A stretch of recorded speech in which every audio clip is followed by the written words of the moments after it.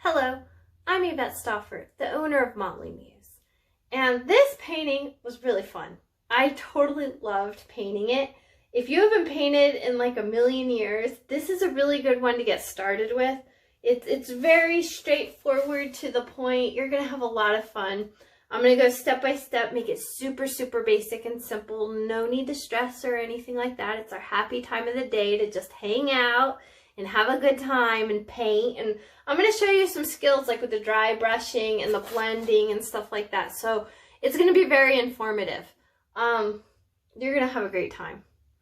So, yep, get all your supplies together and let's get ready to paint. These are the supplies that I recommend that you have. I recommend that you have a whole bunch of paper towels to wipe and for messes. I recommend that you use a paper plate. I have found in my own experience that paper plates work the best because at the end you can just throw them away. I recommend using a hairdryer. I use my hairdryer quite a lot, but you know, it'll make marks on it and stuff, so yeah, keep that in mind. I am quite messy, as you can see from the backdrop of my paper here. I got paint everywhere. I recommend having some fresh, clean water. Yes, I am using a pitcher, and I found that using a pitcher for me tends to work the best. These are the brushes that I will be using. I'm going to use a big square. I'm going to use a medium square, a medium round, a small liner round, and this is my favorite brush of all. This brush is considered a bright filbert. Now the reason why it's a bright filbert is because of because it's like all the bristles are really tight and compact together, and it's a filbert because it is not a square brush and it is not a round brush. And so, yeah, I really like that guy. He's a good one. So these are the items that we need. I'm going to put them aside. I am using a 16 by 20 inch canvas that is stretched on a wood frame, and it has been stapled. You can see all the staples here. This is my preferred working surface that I like. I find that it's really super lightweight and it's easy to hang, and I always sign my name in the back. That is just me. That's just how I've been doing my things, is I like to sign the back. That's just, and I use a Sharpie. Okay, sorry, I keep bumping the camera here. Okay, so now what we're gonna do is work on this drawing. You don't need to do this drawing to begin the painting. However, I have found that when I do the drawing, my paintings end up becoming better at the end. They work out a lot nicer. So just to make it really simple and basic, I'm going to show you how to draw this on your canvas. Now, I have written a 20-page pamphlet that explains different techniques and different ways on how you can sketch it onto your canvas and transfer images. This pamphlet has a lot of photos and a lot of, it's pretty much how to transfer for dummies, kind of like, you know, remember those like books that are how to for dummies? I kind of wrote it in that format with a lot of pictures. So that way it's very straightforward. So if you need help transferring an image, I recommend that you read that. I have it on my website. There are 6 different books that I wrote on different topics, and it's going to explain everything, and all the stuff I learned in college is pretty much in there. So it's really straightforward and to the point. So just for now, because we're in the moment, I'm going to show you how to draw this to make it simpler. I am going to use black paint just to show you the method on how I went to draw this. So I'm going to use my medium round just because. And notice that the basic concept of the drawing is a circle that has been squished. So it's like an oval. And then it's a triangle. And then it's pretty much just like a curly. Nice little curly. So I'm going to start out with my let's do the triangle. So I'm going to go here. And these are the basic ideas of where this goes.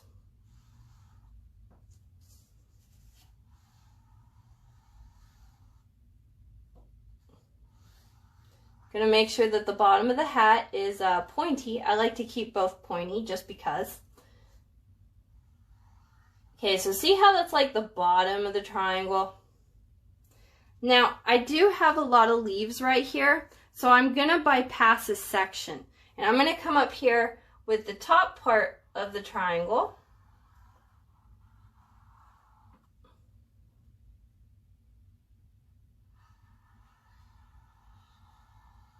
Do you see that?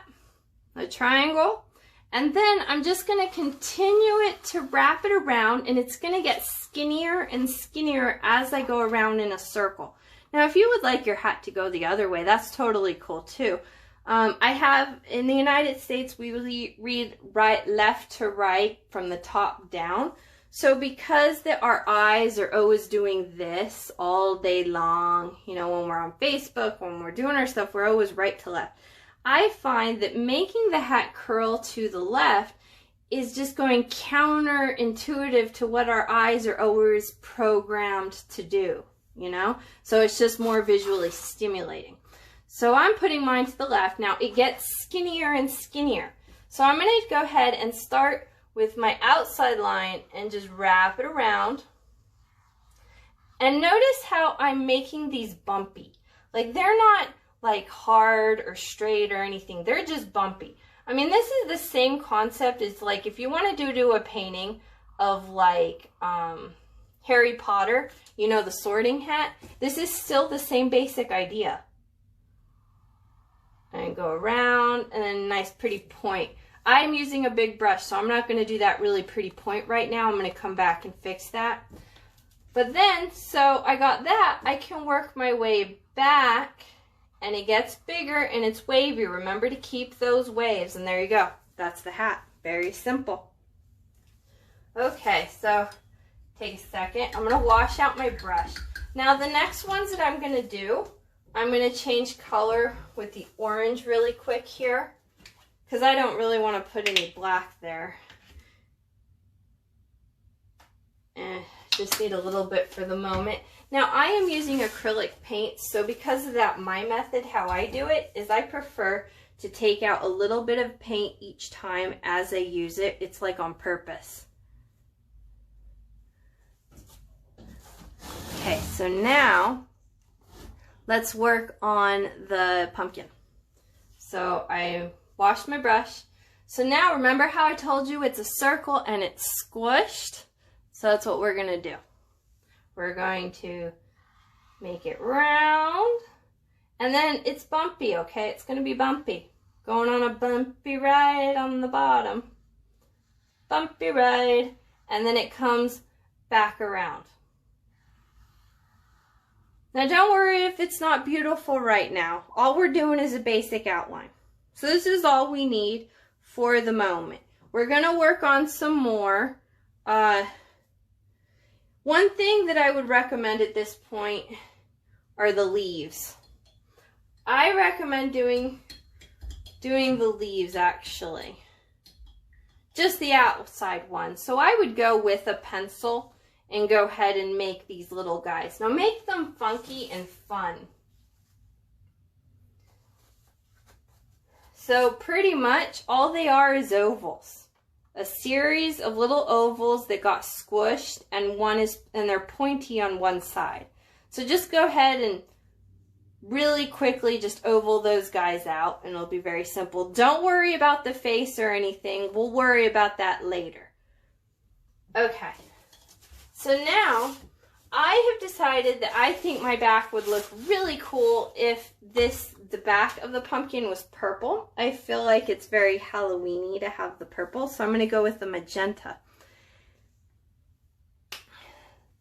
So I'm going to add a little bit of magenta onto my palette, and I'm going to take my big square brush, and I'm going to, it's going to happen really quick. I like to push and pull the paint. I'll show you what I mean right here. Also, one of the things that I like to do when I'm painting is I'm really big into turning my canvas a lot. I'm sorry if you're still trying to figure out what's going on. If I'm going too fast, just pause the video. And don't worry. Don't stress, okay? No stressing. I'm going to give you an F if you stress. Okay. Also, another thing that is my style that I like to do is I like to paint the sides of the canvas. I feel like it gives a more finished look. So I'm going to go in here and I'm going to get the purple. I'm going to start down here and just paint. I'm going to add some paint.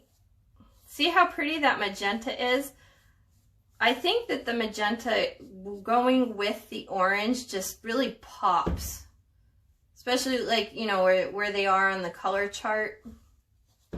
So I'm just gonna apply the paint. And it's not really dry brushing, but I like to have, my style is that I'm really into brush marks on paintings. I just think that looks really cool when you can see a lot of different marks. So I'm gonna go ahead and on purpose for my painting, try to get as many brush marks as I can onto the canvas. I'm going to paint the side just to get the paint on there. And then I'm going to come over and I'm going to wipe the paint. So I'm applying and I'm also wiping it off as I apply the paint.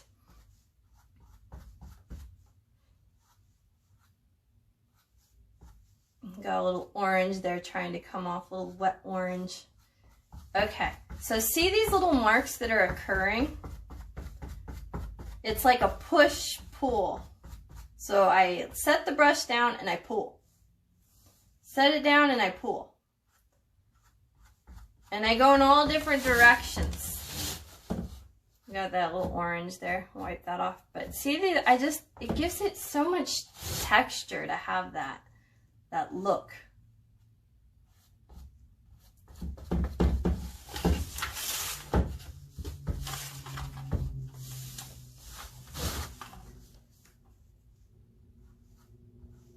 Now I am kind of being very careful that I'm making my edge as nice as I can make it, that I'm getting up into the edge, but I'm still keeping it round and pretty, and I don't want to go over the edge. The reason for that is because the purple is like a really dark color, and I'm going to go back in with the orange, which is way lighter. And it's gonna take a lot of coats of orange to cover up that purple because the purple is such a cool color. Clearly, I'm sure you know, like cools and warm colors.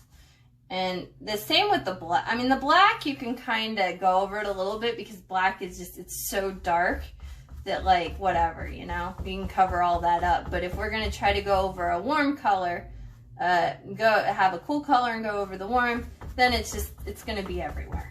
So try to get as close to the edge as possible. Now do you see how I have all these little awesome little brush strokes going on? And they're all going on in all different directions and it has their personality. That's what I'm looking for with this painting. I just find that style is really cool. So I'm gonna go ahead and paint the side. Now, I do feel that you should work a little bit fast on your surface because this whole pull-push method, you can start getting, if you take too long, it'll dry. And that's why I'm not applying paint to this side. I'm going around in the circle because then this paint is still wet and it's still movable where I can get those brush strokes in there. Which just means when I get to do the circle area, I'm gonna have to go really quick, you know? Because I'm going off in this direction and now I gotta go on to this direction. Try not to cover your leaves where you have your leaves, just kind of let them be. We're gonna be using some oranges and browns and stuff, and you'll have to really cake on the paint with many layers to cover it, to cover the purple so we're not seeing it through the leaves.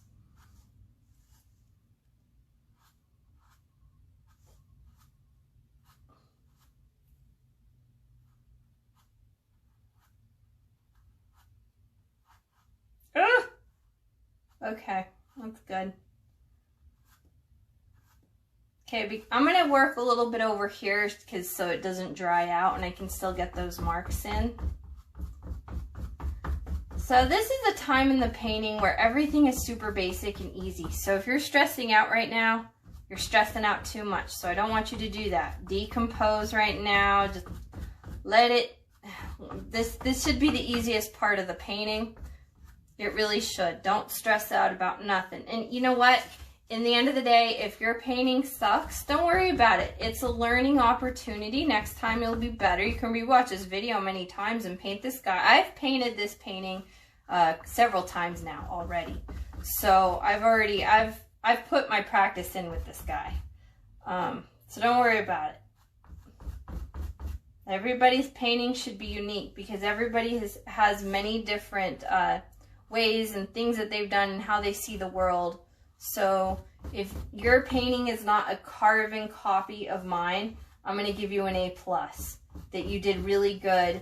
And I want to be able to see how you see the world and how you see that the pumpkin and how your world is. I kind of have this inside joke a little bit. So when I paint, I love to have happy accidents. I find that happy accidents are blessings because I've had some really cool moments happen during some accidents that were just amazing. And so I'm hoping for like at least 10 happy accidents per painting. That's my goal. But they're not forced. It just happens. And when it happens. And you're like, oh, it's so cool. So that's what we're going for. Try to have some happy accidents in this one. Especially because, I mean, it is kind of cartoony, you know? You can't go wrong. And so anyways, I kind of have this little inside joke. And I have this I call it the world of nog. Nog is the Gaelic word for nice. So like the Vikings and stuff, Gaelic back in the day. So the word is, so it's nice. So I have this world of nog, and this is what pumpkins in my world of nog, it's like a, you know, like space and all that, like it's a planet. And this is what pumpkins look like in my world. So what I'm trying to say is I want to see what the pumpkins look like in your world, you know? So if your painting comes out to be a carbon copy, you failed. But you know what though? Also, when I was at the university studying art, we did replicate some of the masters' paintings to learn their techniques. Like the Mona Lisa, I did it. So to learn faces, you know, and Monet, and you know, we practiced and we tried to replicate, but not in the sense of to make money on it, more about the, okay, this is the process and this is how they did it and this is the technique. So yeah, practice, practice, practice. You're never going to get good at this unless you practice. I practice every day. I literally, because this is my profession and this is how, you know, this is how I support my daughter, I paint 3 times a day. Like when she's at school, when she's taking a nap, when she's doing different things, this is how I provide for her. And so because of that, I am forever always painting. And which is awesome because it's allowed me to be a stay-at-home mom for my daughter. And yeah, I don't have to rely on a dude and I can still make this happen. So it's pretty cool. And because of you guys, I greatly appreciate it. If it wasn't for you guys, I couldn't be doing all this. So thank you so much. I hope that my videos are helping you. I hope that you're gaining knowledge and you're getting better. And every time that you paint, I want you to be in a place where you have no distractions and no stress. And I want you to see everyone as, what am I going to learn from this painting? Get what I'm saying? I saw a meme on Facebook the other day that said, don't be sad for bad relationships because you learned and you grew and now you have a better understanding of where you're going in the future. And I feel like that with each painting. Each painting I take a moment to try to, okay, what is it that this painting that I've gotten better with? Yeah, so no stressing, just let it happen. Try to have happy accidents. Try to be blessed with a bunch of happy accidents on this painting. So notice that when I am moving my brush, I am not like overworking it. I do a little bit to try to get those brush strokes and to really get a good color in there. But I'm not back and forth, back and forth. the more that you work the paint, your brush strokes are kind of going to go away, which could totally be cool too. And the more, like, especially if you're using like oil paints, because they stay wet longer. The more you work it and the more you blend and you're back and forth, your brush strokes go away, and then you start getting into the realm of realism art, which is art that's trying to look like a photograph and look like, for like, the tree really looks like the tree. But for what I'm doing and this technique that I'm showing you, this is called Impressionism.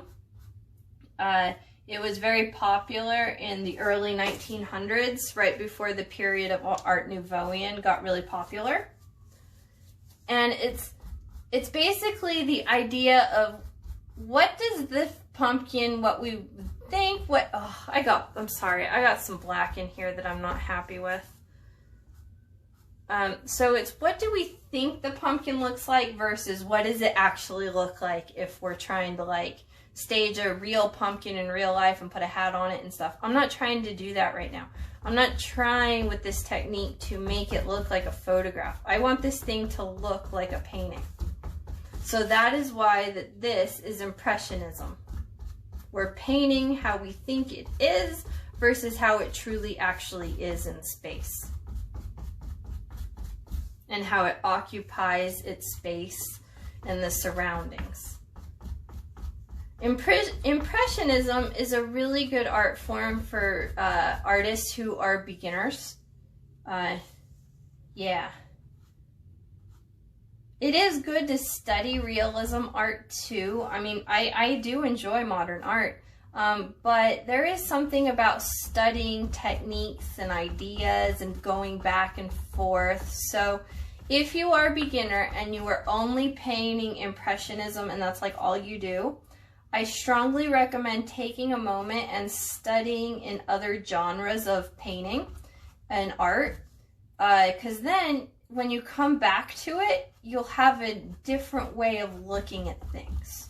So like sometimes when I'm painting, I really like to step back a minute and just kind of see my painting from across the room. Like I'll prop it up. My table is up against the wall right here in the corner, and I have a big window. And so sometimes I'll prop it up, I'll walk to the other side of the room and I'll stare at it. And I feel that I see things. I see all my little happy accidents. And, you know, sometimes I want to cover up a happy accident. And I feel that getting that new perspective has really helped me a lot. Sometimes, like if you work in if you're not like into watercolors, but you do take a moment and you play around with some watercolors, I have found for me that it gives me a new perspective on things, and I'm like, okay, yeah. And it's like cross-training.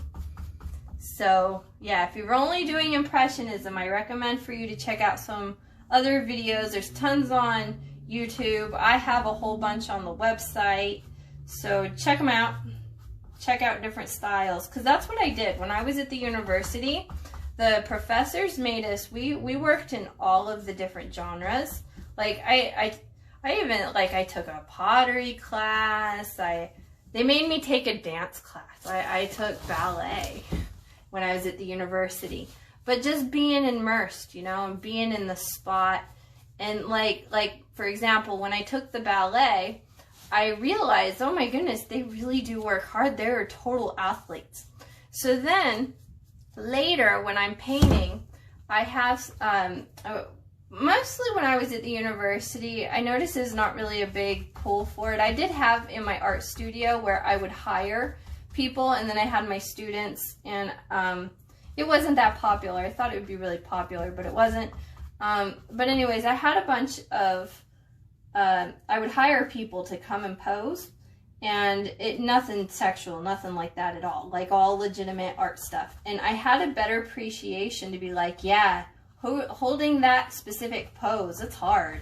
You know, and doing those movements and quick draws and quick studies and all that. So definitely try as many different arts as you can. And then you'll just see the world way different. Like for example, yesterday, I hiked to the top of Blue Knob, which is a ski resort really close to my house. And, okay, so it's like fall.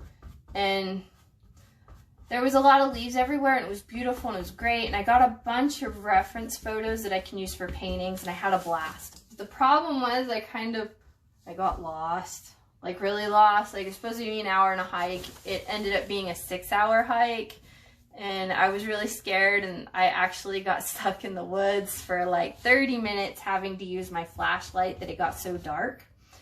Because the leaves covered the path, and I guess not a lot of people hike up there, so they were gently used paths. But just being in the nature and absorbing it and just staring at it. Now, this November, I'm going to paint a whole bunch of wood scenes and trees and all kinds of Thanksgiving stuff. And I feel that I have a better understanding of what I want. I've already painted a couple of times. I painted this morning, I painted some trees, and they came out amazing. So immerse yourself into the world, and the more you do that, the better artist you're going to be. And just have fun too, right? To get out there and do stuff. Okay, so this is looking great. I am loving my background. This is really, really nice. Yes. Okay, so I'm going to go ahead, I'm going to wash my brush. My paper towel looks like this, so if your paper towel looks like that, you're doing great.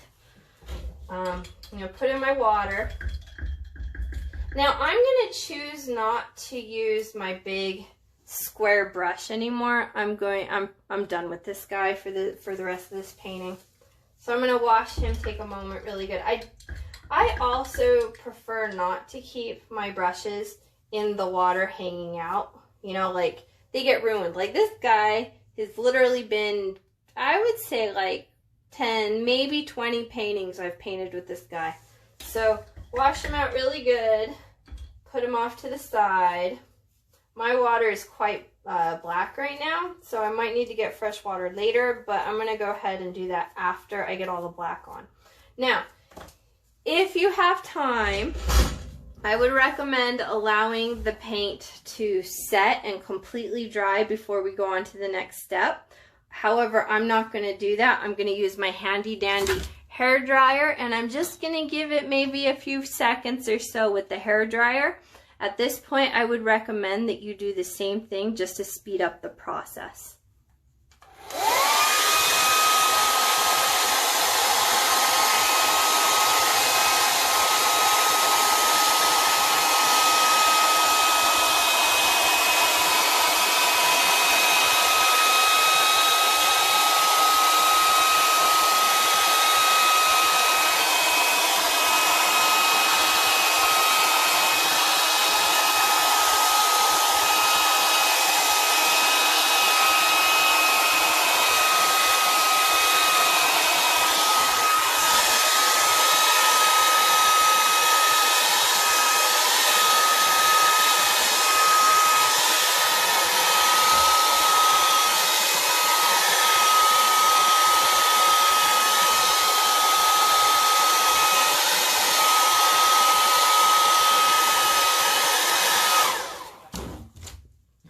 That should be good. Now you'll notice that your paint is completely dry when it is no longer shiny.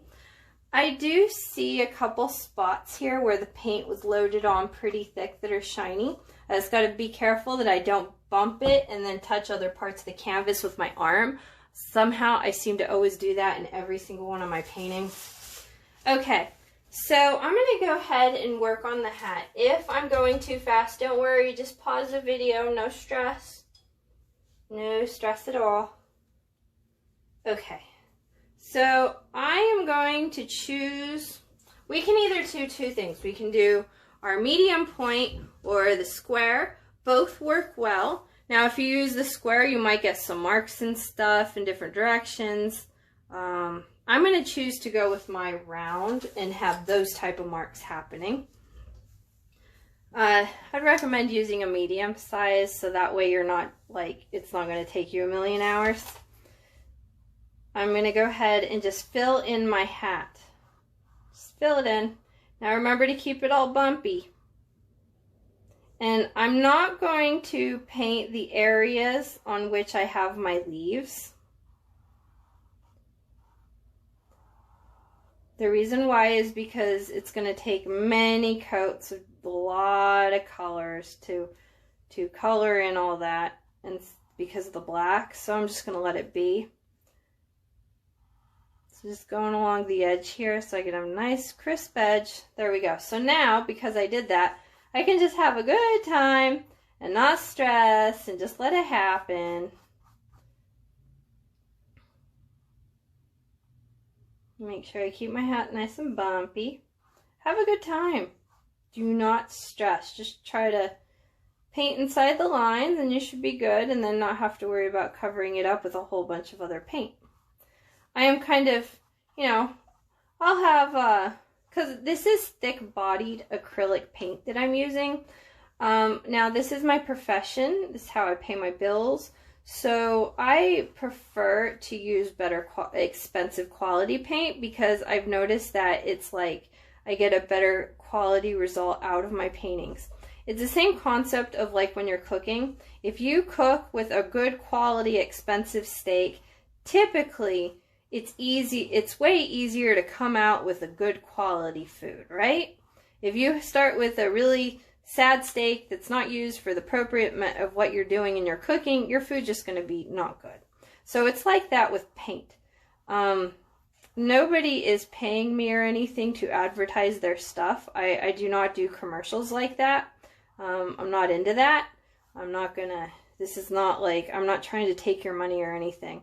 But if you do have questions, I can tell you, because I've tried all of the products. I know which ones I like. The end of the day, I do like to shop a lot at Michael's.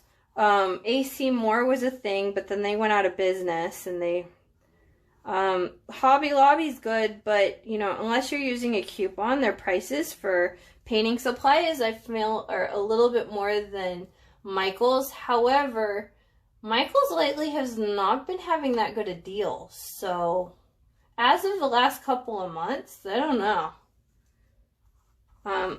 Also, if you are an aspiring artist where this is going to be your thing and you really do it, I personally actually buy my stuff on pallets. Like, I go to the manufacturer and I buy, so when I do like paint parties, I used to have an art studio in the mall, and I would give lessons, and it was really fun.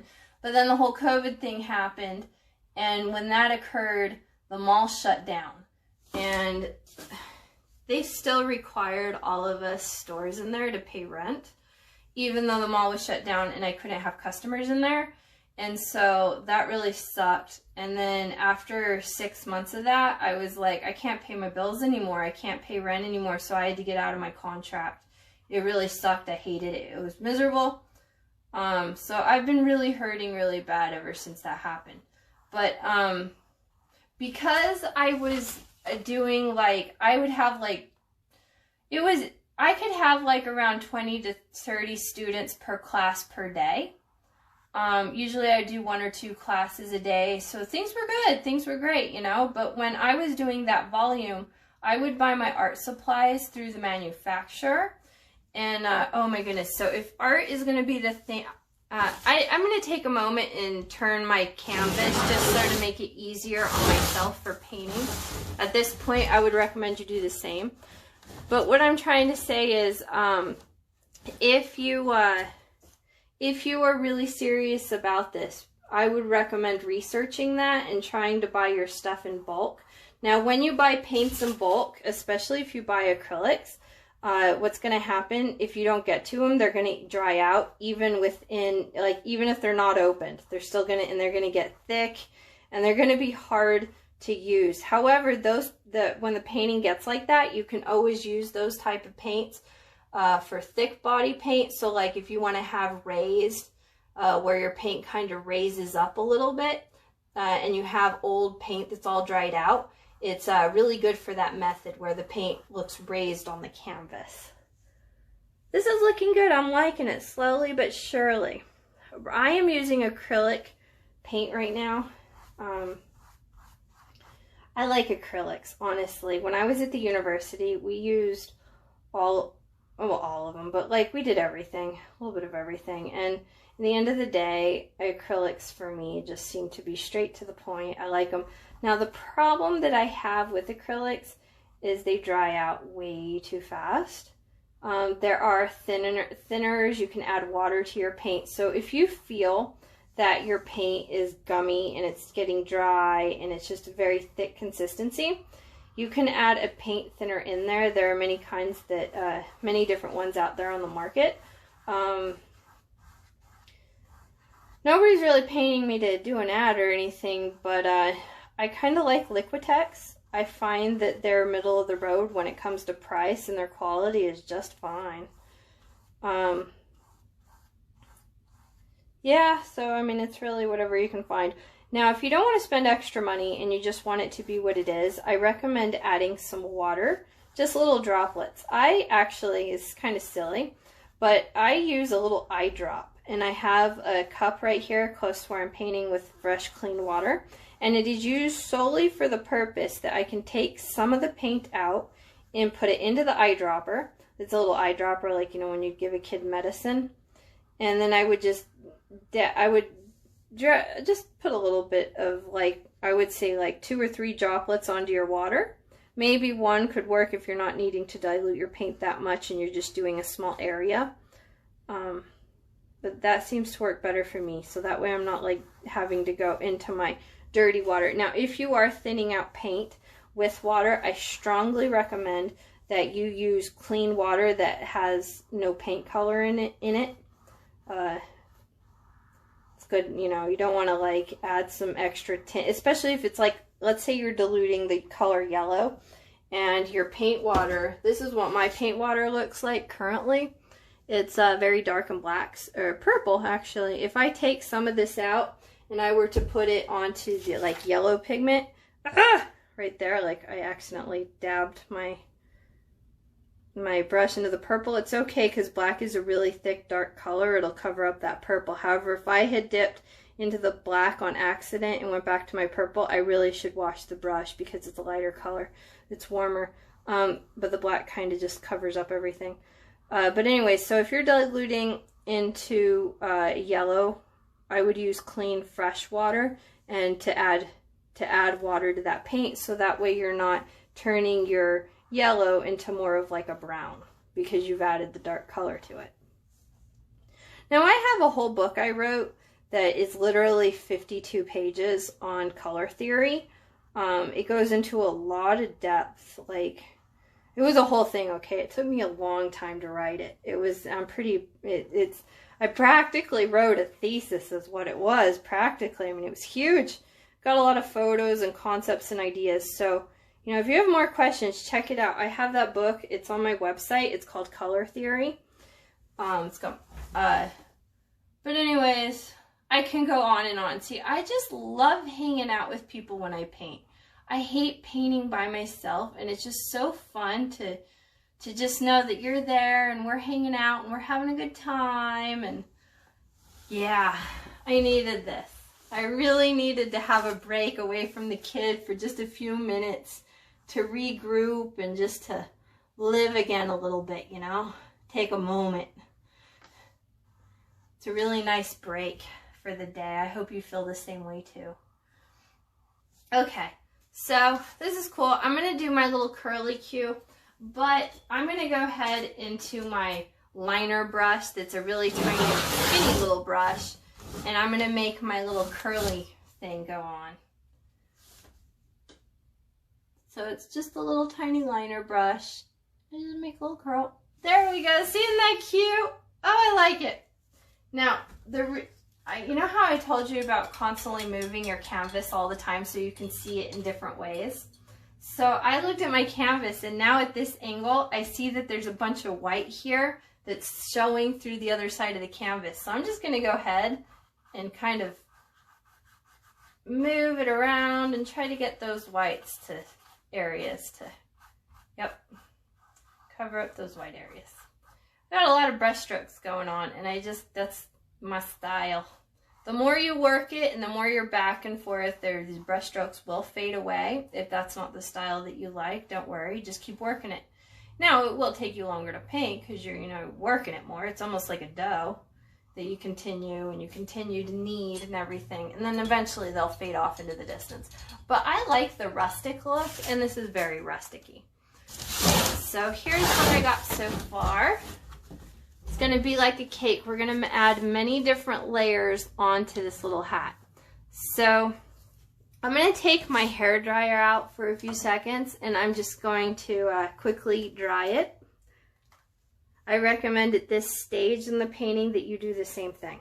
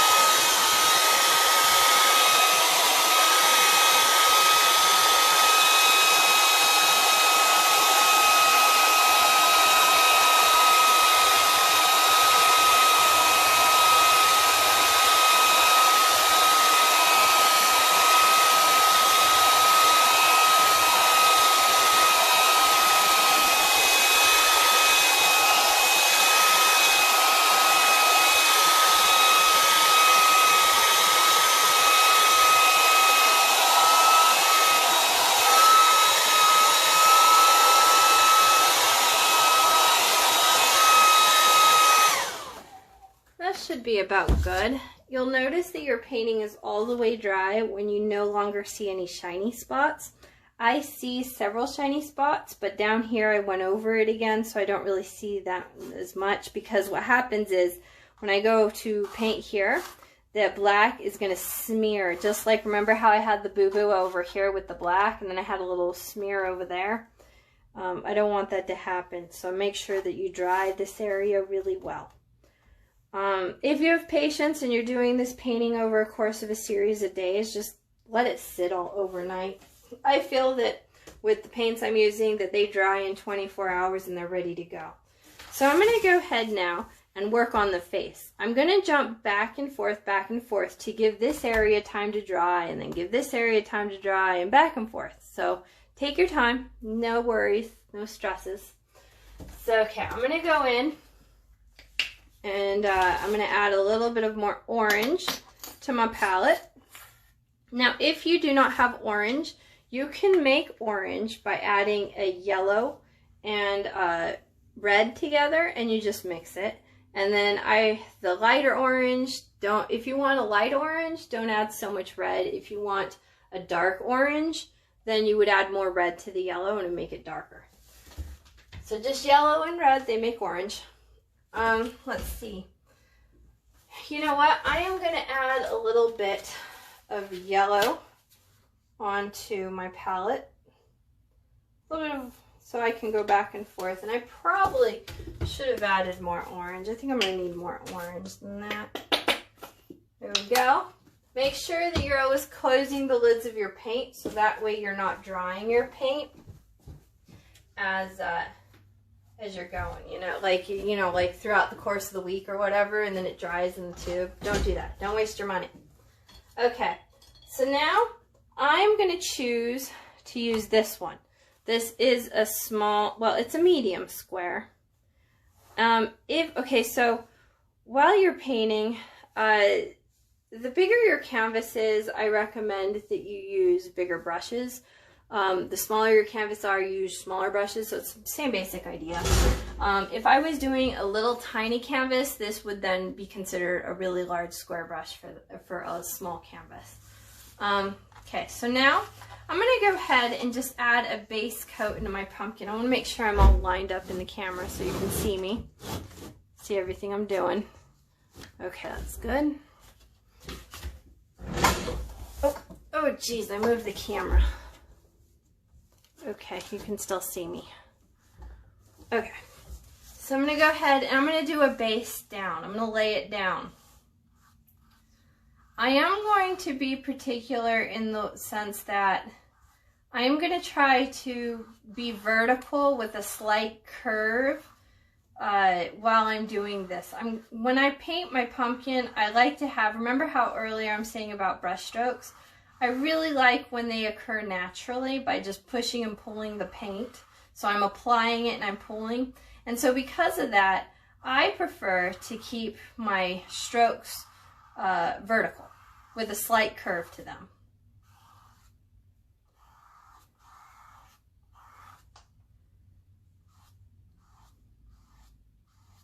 Now I can see that when I'm doing this, it's I can still see my pencil marks through. That's totally cool. I'm gonna still add some browns and some different shades in there that will hide those marks, but I like that I can still kind of see them.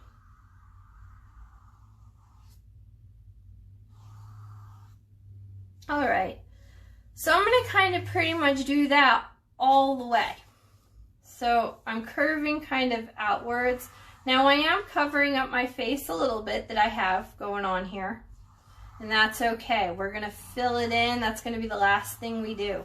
Right now I just wanna make sure that I'm getting these tones pretty cool, and I'm getting those lines and those marks in there.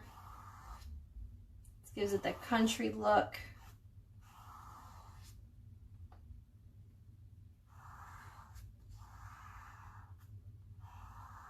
Now, if you don't want to do the face, you don't have to. It would totally, this pumpkin be totally cool without a face. I mean, I think it does kind of make sense with a face because it's got a hat on it. But if you're just comfortable with the pumpkin, go until you're happy. I like it. It's getting little marks in there. Remember to go straight up and down.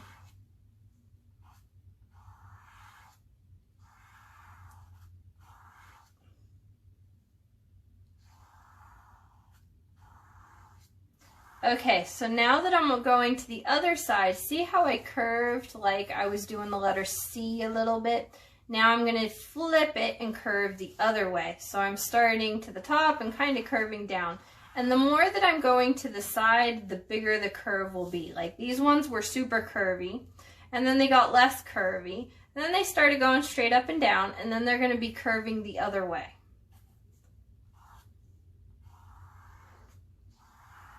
Isn't this fun? I'm totally relaxed right now. Are you? I'm having a great time.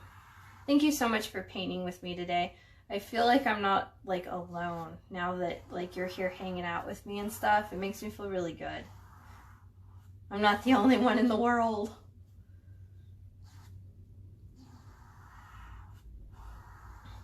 Now I am choosing to stay within the parameters I originally gave myself with the squish circle. You can go over the black a little bit because it's really light, it won't show up, and then we can touch it. If you don't like the look because you went over the black a little too much, we can go back over with the black and cover up. The black covers up. If you have a good quality thick body paint, it covers up really good on lighter colors, so don't worry about it. I am kind of being particular that I'm not really getting into the purple because they're a little bit closer on the color wheel, and so they're it will. I don't want to have to make this purple do an extra layer because then it'll get darker and it won't match the purple that's up here. And I'm wanting to make everything match. Ooh, I almost went into the purple. Not paying attention.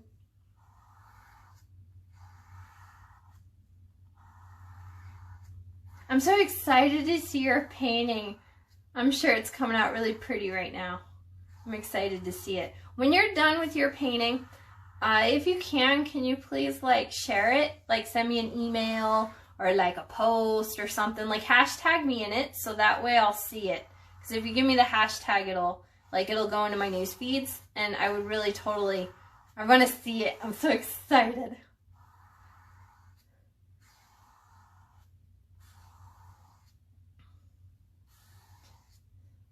And even if you're stressing out and your pumpkin's not looking that cool, don't worry about it. I have painted this painting many times over and over and over again. So I think that's why, you know, my painting's kind of coming out pretty cool. I'm really happy with it. But even so, I want to see, maybe if you have any questions and you want me to look at it and tell you something, you know, let me know. And then I'll be like, okay, well maybe next time and I can give you some pointers and help you out a little bit more. Okay, so I like that. That's good. I like it.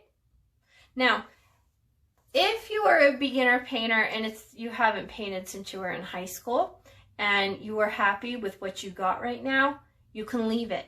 Now, for people who are more advanced as painters, I am going to go a little step further. I'm going to work into this a little bit more to try to give you more of a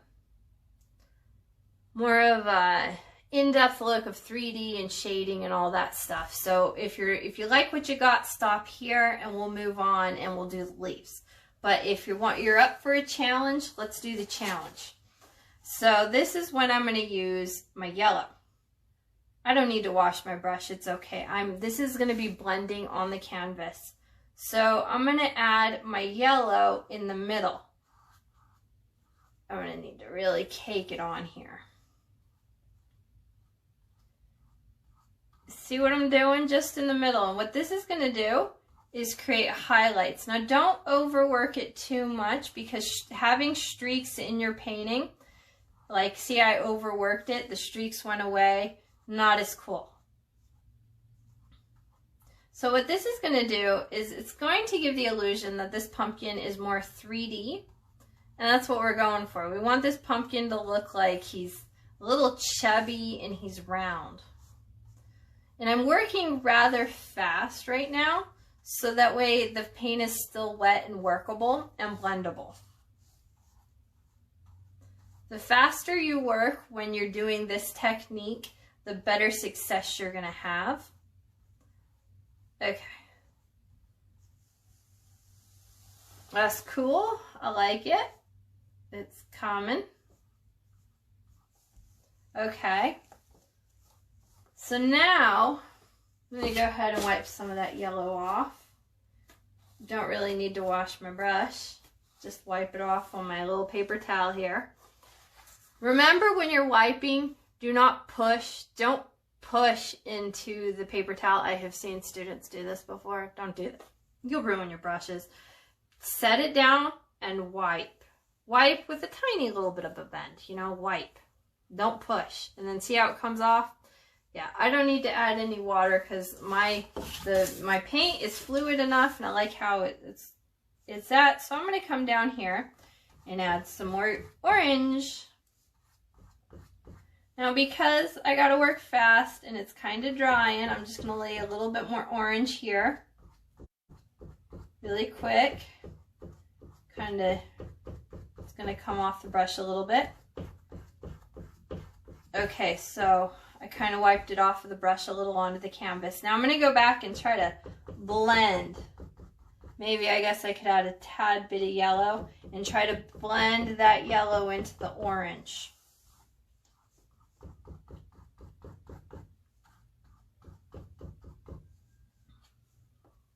Add some more yellow and blend.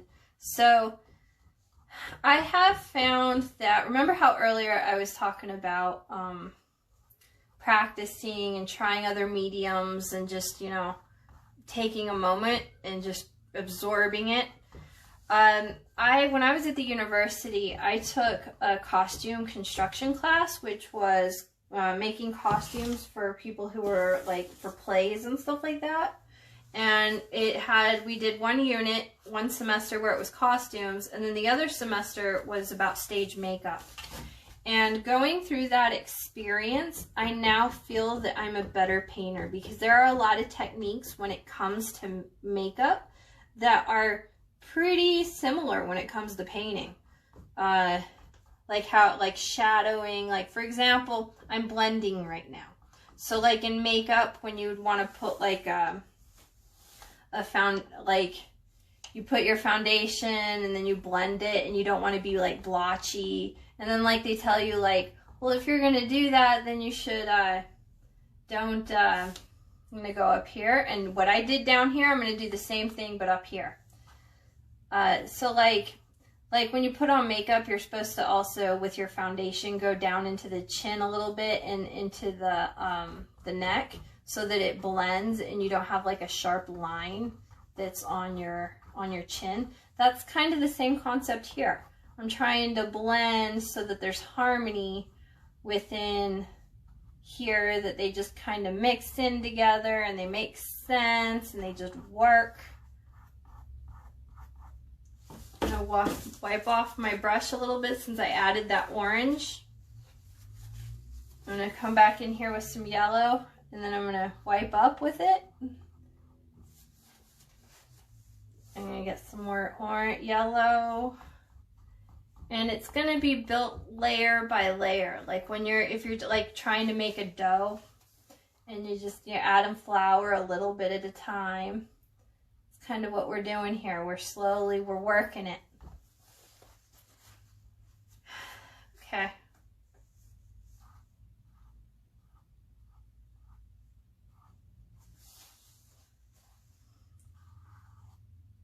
I'm working that blend back and forth, and really just work on this as much as you want. You know, at some point, stop. When you're happy with what you got, stop. So take as long as you need. Now I have a rule with myself where I find that I kind of like to just get my painting done in one time. I have had some students that they fret over a painting for like a month, and it's like, okay, let's, next, something else. We got to learn, we're going to practice, sometimes they're just failures and we just got to move on.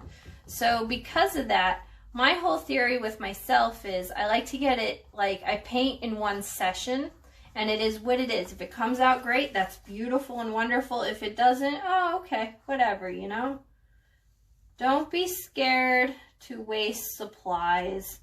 When I first started and I was young, I would be so stressed out with how much my art supplies would cost and everything. And I still do, but my mindset has changed in that I allow myself to make happy accidents and mistakes.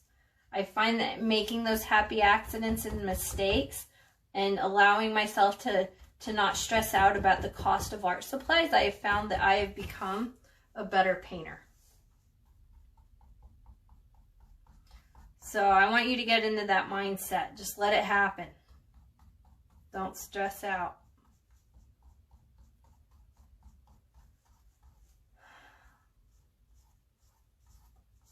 It's coming. It's happening. Slowly but surely, it's coming.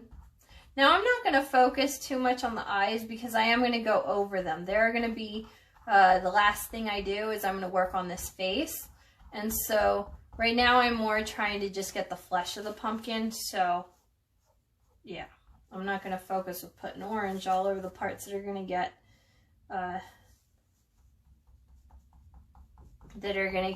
paint. Blend.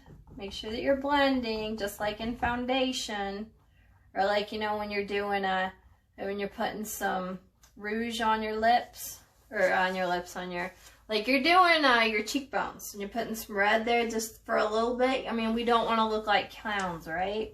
So we got to blend a little bit. I mean, we still want the color there to be applied, but we don't want to look like clowns.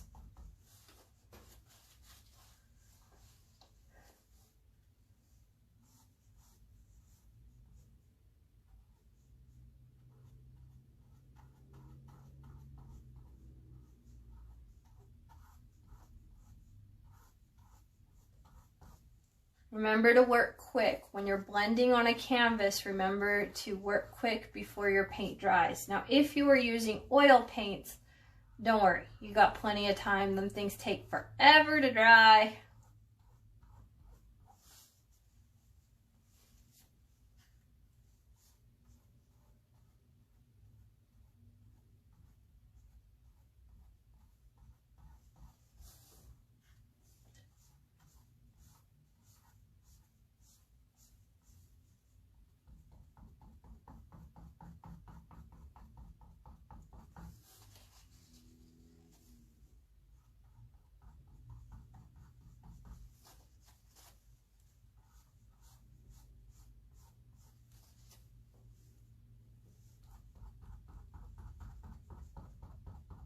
I'm trying really hard to make sure I don't get lines.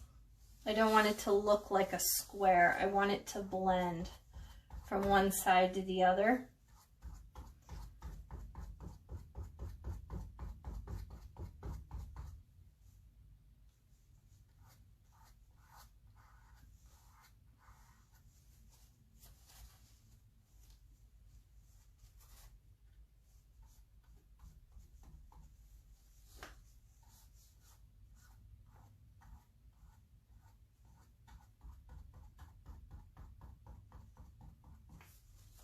I'm constantly wiping off my brush.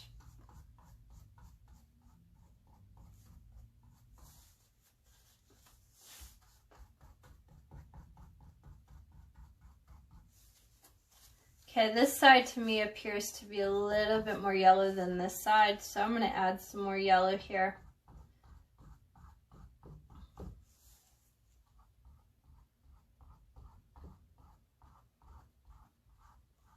Now my paint's feeling a little tacky, and I like that.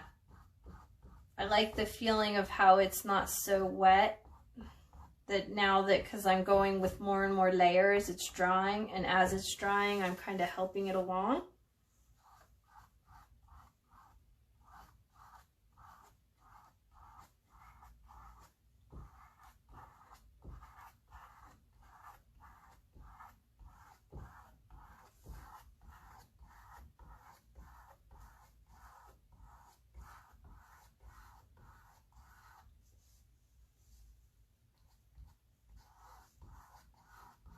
I feel like it got a little too yellow. I kind of do want the sides to balance out a little bit. And really just work it until you're happy with what you got. When you're happy with what you have, stop. Let it be what it is. I feel like there's a line there. I mean, I could spend hours and hours and going over many, many times and really working that blend. But just for the sake of the class, and the class not being a million hours long, I'm going to go ahead and just kind of move on from here. If you need more time, just go ahead and stop the video. No stress. All right, I like it. It's working. Okay, so now we're going to give some more shadows and depth here. I'm going to go in with brown. I'm going to take some burnt sienna for this one. I like burnt sienna, so I recommend if you're serious with art and you want to continue really painting, I feel that every painter should have burnt sienna in their arsenal. I'm going to add a little bit. Oh, don't need a lot, just a little for right now. We're probably going to use more for the leaves. I don't know. See when we get there. I'm going to go ahead with my bright filbert. Now remember earlier I talked about this brush. It's bright because the, let's see, hold on. I'm having a dyslexic moment here. The filbert part means that it is not square and it is not round. So it's almost like they had a round brush and then they kind of cut it and made it sort of round, but it's not round and it's not square. That's why it's a filbert. And then also the bright, that means that the bristles are really tightly compacted. This is the ferrule right here. So this is the handle, this is the ferrule. And in the ferrule, they've attached a lot of brushes, put in that, and they're tight and compressed. I really, this brush, this type of brush, I recommend you have. I use it quite frequently. I'm going to go into my brown. I'm going to go here, and where I have my lines that I made for the pumpkin, the grooves, I'm going to come in here, and I'm going to add the brown. I'm probably going to have to add a couple layers here. And go ahead and make the little mark. Now remember, they're kind of like curved a little bit. So try to keep that curve going.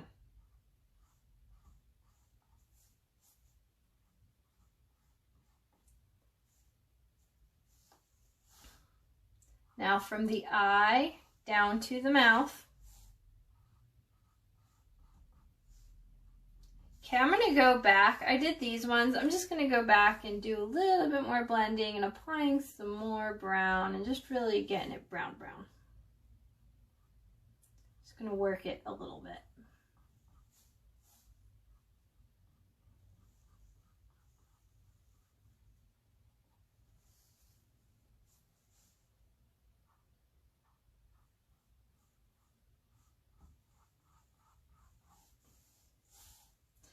If you're not at this stage yet, don't rush. But at the same time, too, don't get to the point where you're like, this is all I'm going to do. You know, sometimes you got to push ourselves a little.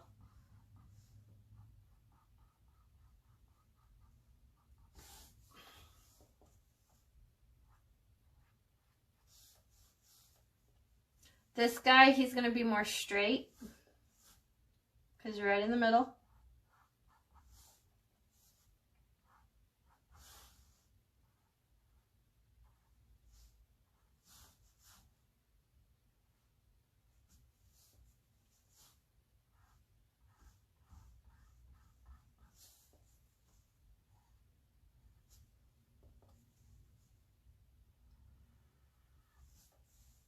Oh, oops, I went into my yellow on accident.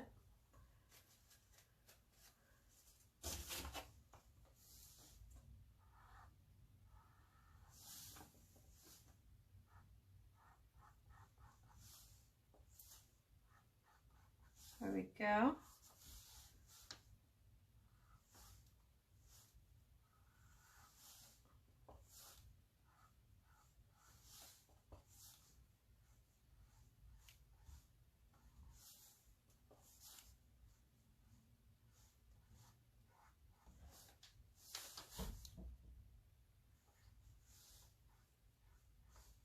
There we go. I don't like that one. I do not like this one at all. Don't like it. We'll just wipe it away. There we go. Okay, so now I'm going to go back in with my square brush and I'm going to sit here and I'm going to blend. I caked on the paint a little bit and now I'm going to blend.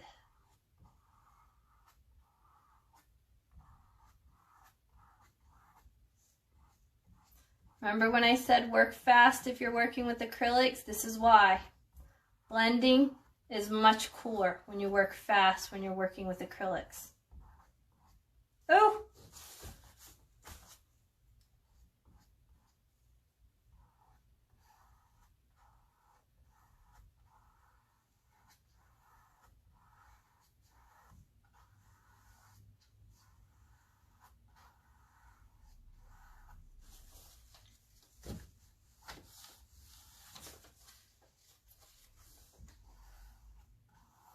Okay, that's good. I'm going to wash out my brush, get the brown off.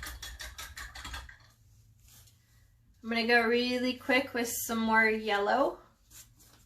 I'm going to work that brown a little bit. Got to work really fast here because I'm working with a huge area of the pumpkin.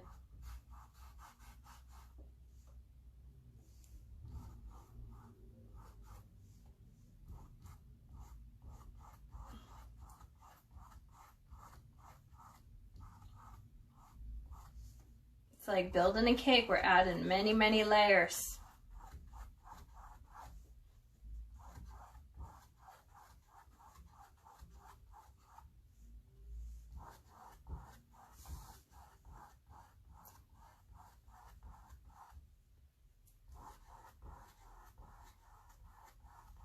So basically what I'm doing is I'm going back and forth between the colors. So if you want to go do your brown again, go do your brown again. If you want to do the orange again, do the orange again. Just go back and forth, back and forth. Just work really fast. Keep it in mind. You don't want the paint to be dry and you still want it to be workable and movable. Okay, so I did that. I'm going to work really fast. Come back here with some orange and blend away. Blend away. Oh, the brown already dried. Urgh.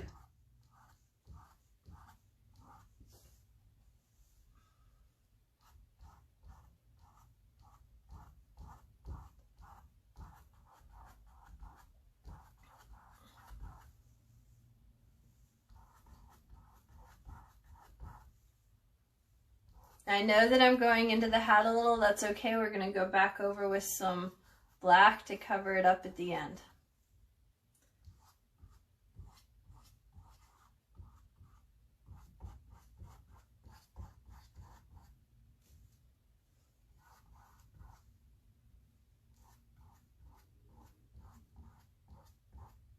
All right, okay, so I have a healthy coating of yellow and orange because I went really fast.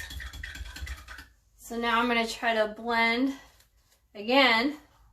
Going up and down, back and forth, and I'm blending. If I get streaks, that's perfect. Streaks are awesome. I totally want streaks to happen.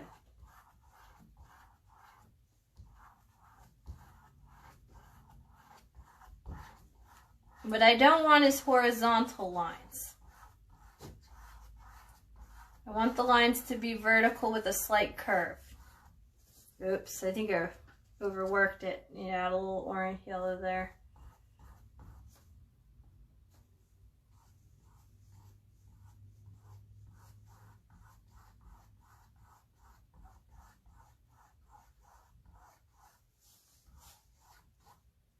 Well, I kind of can't see that brown. Just gonna kind of try to put it back in there. I feel like I oranged the brown away. So just gonna work the brown back.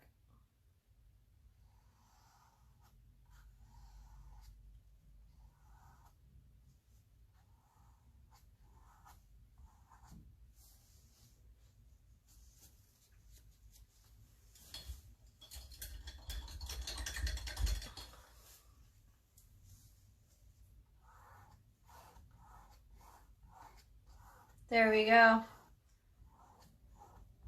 that should be about good. I like that. That's working.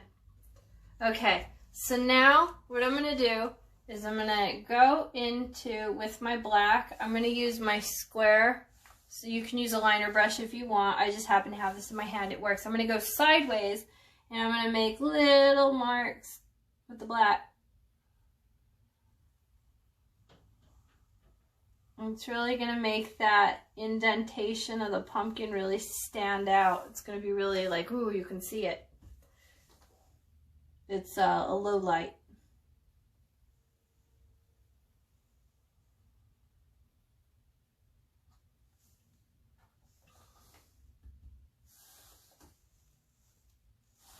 I'm going to have to turn my painting just really quick while I do this. I'm going to make sure that I really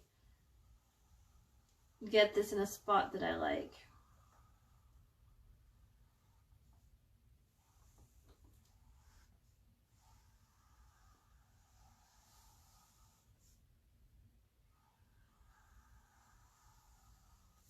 There we go, I like that.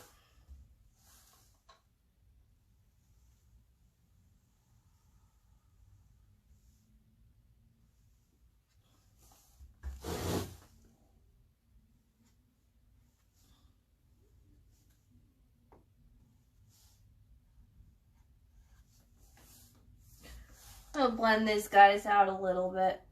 Give them a little blend. Paint was a little thick when I added it.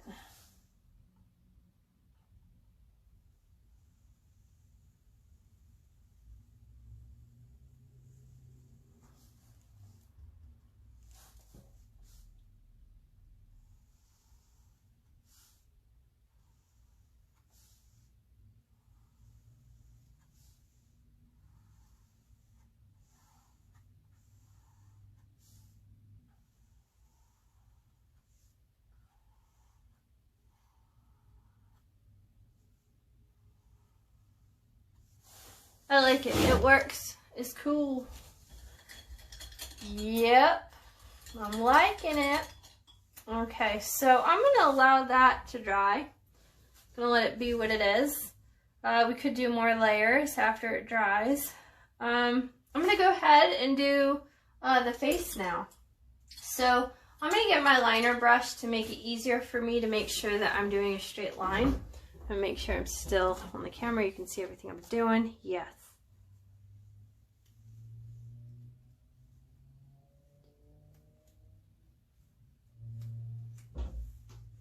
Okay, here we go. I'm going to need some fresh black on my palette. I need a little bit more.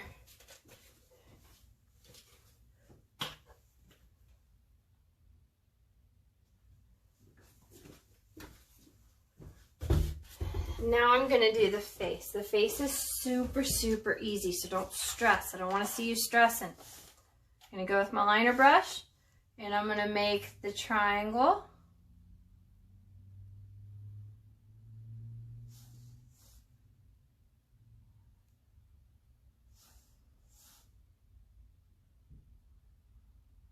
Now I'm leaving a space on this side right here, so that way it's like the flesh of the pumpkin. So the inner area of the pumpkin.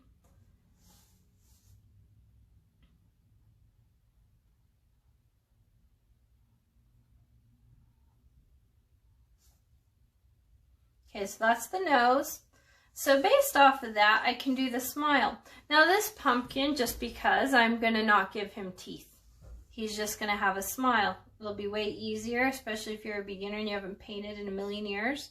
Not having teeth in your jack-o'-lantern on this one, I think is fine because the hat is busy, and I think it works.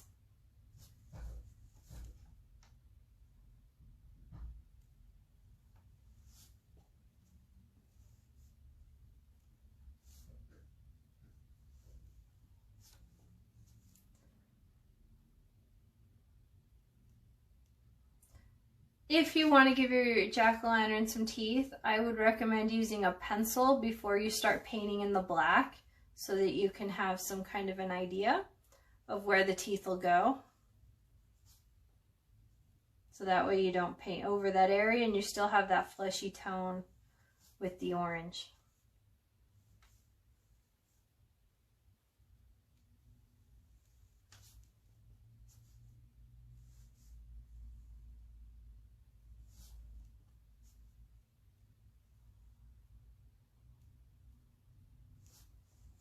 Okay, so now I'm going to fill in my mouth.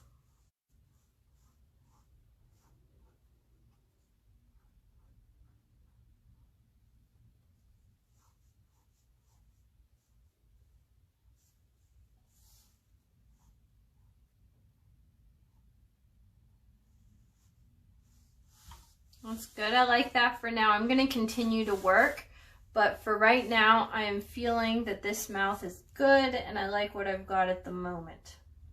So I'm going to let that be. I'll come back to it.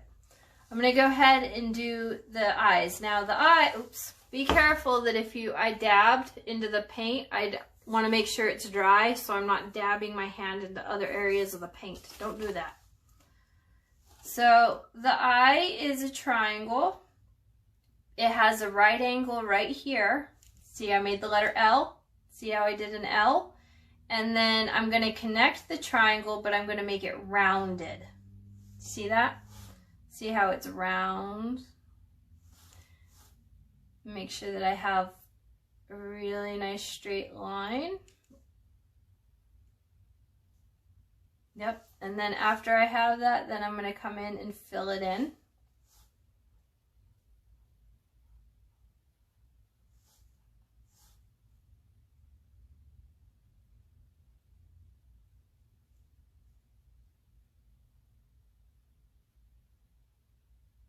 Now, if you are having issues with this part, I would recommend, if you want to fix it, like you want to erase it and go back into the orange and all that, I would recommend drying your paint.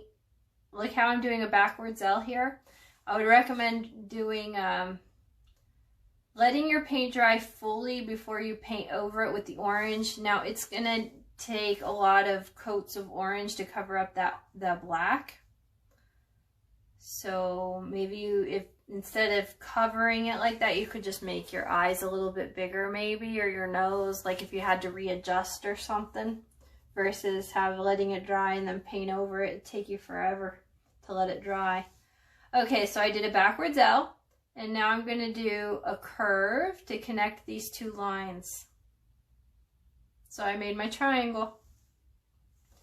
And then after I make my triangle, I'm going to go ahead and fill it in.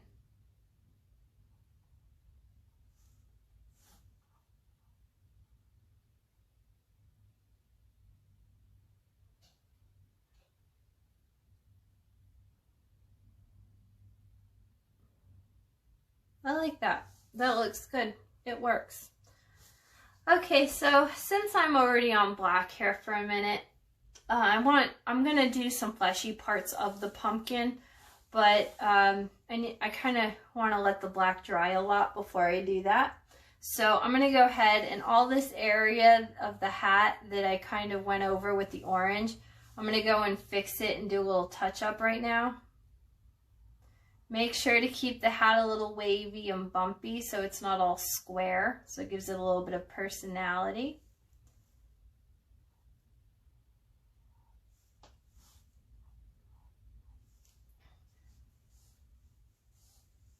I'm going to go ahead and do an extra coat on my hat.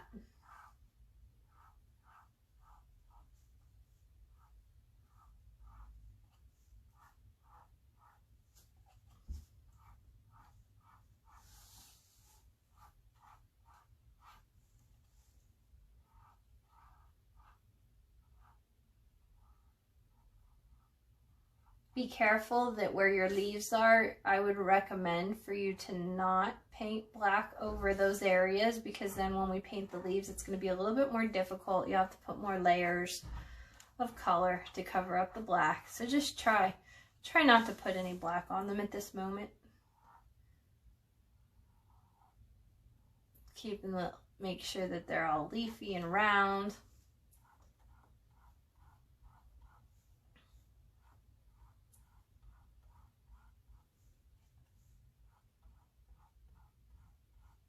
Now, if you're not as far, don't worry, just pause. Pause the video, I ain't going anywhere. Take your time. Enjoy the process. Be happy that you're having a moment, that you're able to relax and just be present and breathe. No stresses, no bills you're paying right now, no having to go to work and your boss yell at you, not being late for whatever. We're just here having a good time, hanging out. This is my happy time of the day, is when I'm painting. I mean, I love my daughter. She's also just hanging out with her too. It's my happy time of the day. But sometimes mommies need breaks, and that's totally chill. I find that if I give myself a break later, I'm just more, I feel like I'm a better mommy when I regroup. I mean, don't you ever feel like sometimes, well, I mean, as a single mom, like you feel like you have to be Superman all the time. You're embodying mom. You're like, I saw this meme. It was adorable. It said, and I really feel like this sometimes, where it's like, with single parents, like they're mommy, their daddy, and they're both sets of grandparents. So if it comes across like they're schizophrenic and they have stress and anxiety, they're trying to be 6 people at the same time. And, you know, so like, I feel like that a lot. I really do. And this is my time to just take a moment and to not stress and to just, you know, just take a break. Take a break from all the stresses of the world. So thank you so much for painting with me today. I'm really grateful that you've decided to make it a priority and that you're coming and hanging out, and I'm not doing this alone, that I have buddies. I like having buddies.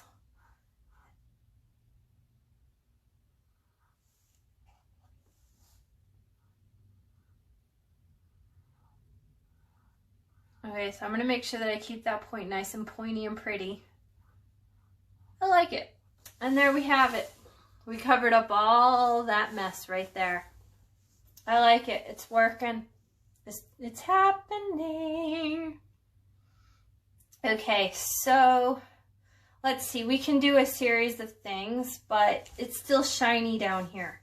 So because it's still shiny, I really don't want to work on the fleshy part, because when I do, the brush might pick up some of that orange. So don't want to do that yet. And up here's pretty dry. That's good. We could add some like 3D effects to the hat to make it pop a little bit more. But if I do that, I'd kind of like to do the whole hat. So you know what we're going to do? I'm going to take out my handy dandy hair dryer. And I'm going to take a moment and dry and try to get, I'm going to go a little extra with the hair dryer at the moment and take like a little longer with it to actually try to get everything as dry as I can. I recommend you do the same thing at this point.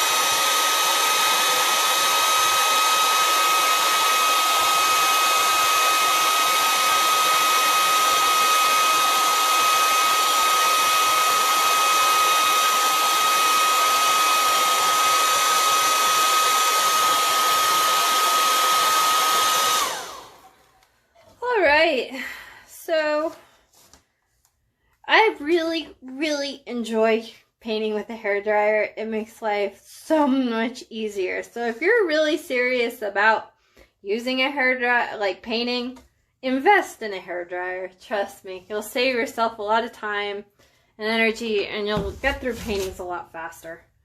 Okay, so from here, there are many options we can try. It's not all the way dry because I do see spots where it was a little thick and I see some shininess, so it's not all the way dry, but it's pretty dry. Since I'm going to take a moment to allow it to dry a little bit more, I was looking at the edges here, and I really feel like we should clean the edges up a lot. It just, I don't know, it feels like the blur. I'm not really digging the blur right now. So because of that,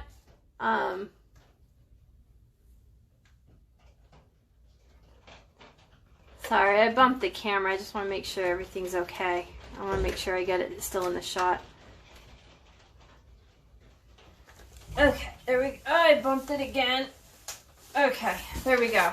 I'm going to go ahead and use my handy dandy liner brush. Well, you know what? How about I use my bright filbert? No. I'm thinking this one calls for a liner brush. So the liner brush is the one that's long and skinny and comes to a point.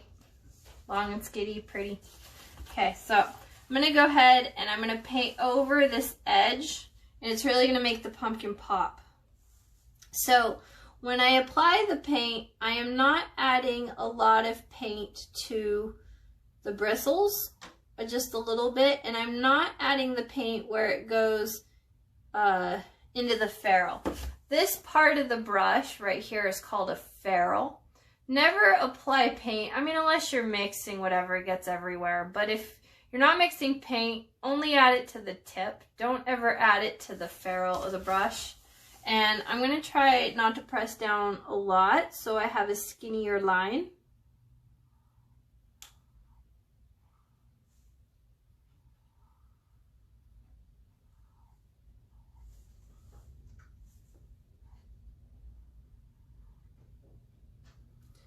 I'm just going to cover it and make sure it's nice and pretty. I'll probably go over it a couple of times. Ah, went into the orange. I made it a little too fat there. I didn't want it to be that big. Oh well, happy accidents.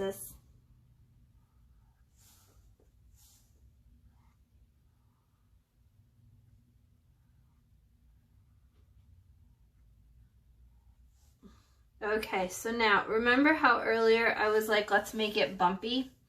I feel like if you do that, it just gives like a look. It makes it more, ta-da, I'm here and I'm fabulous. That's what we want. We want fabulous. We want personality.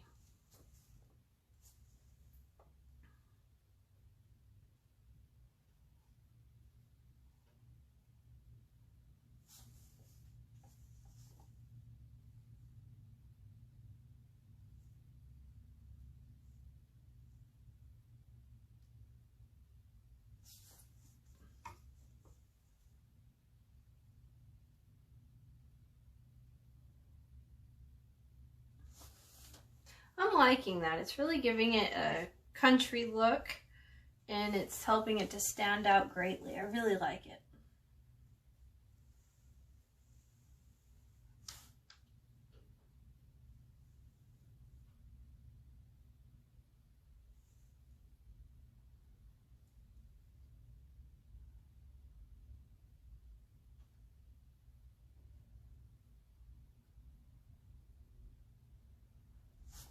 All right.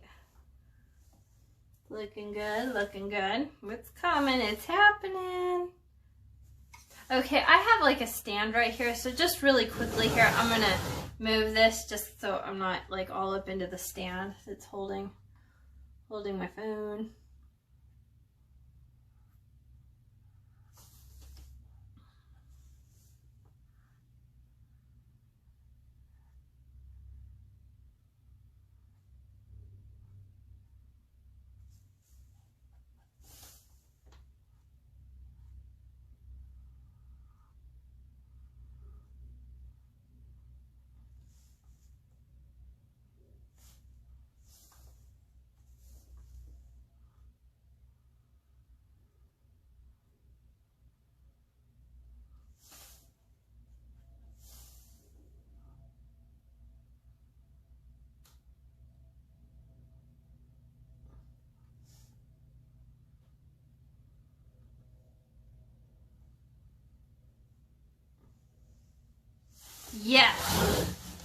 happy. Yep, I like it. It's good.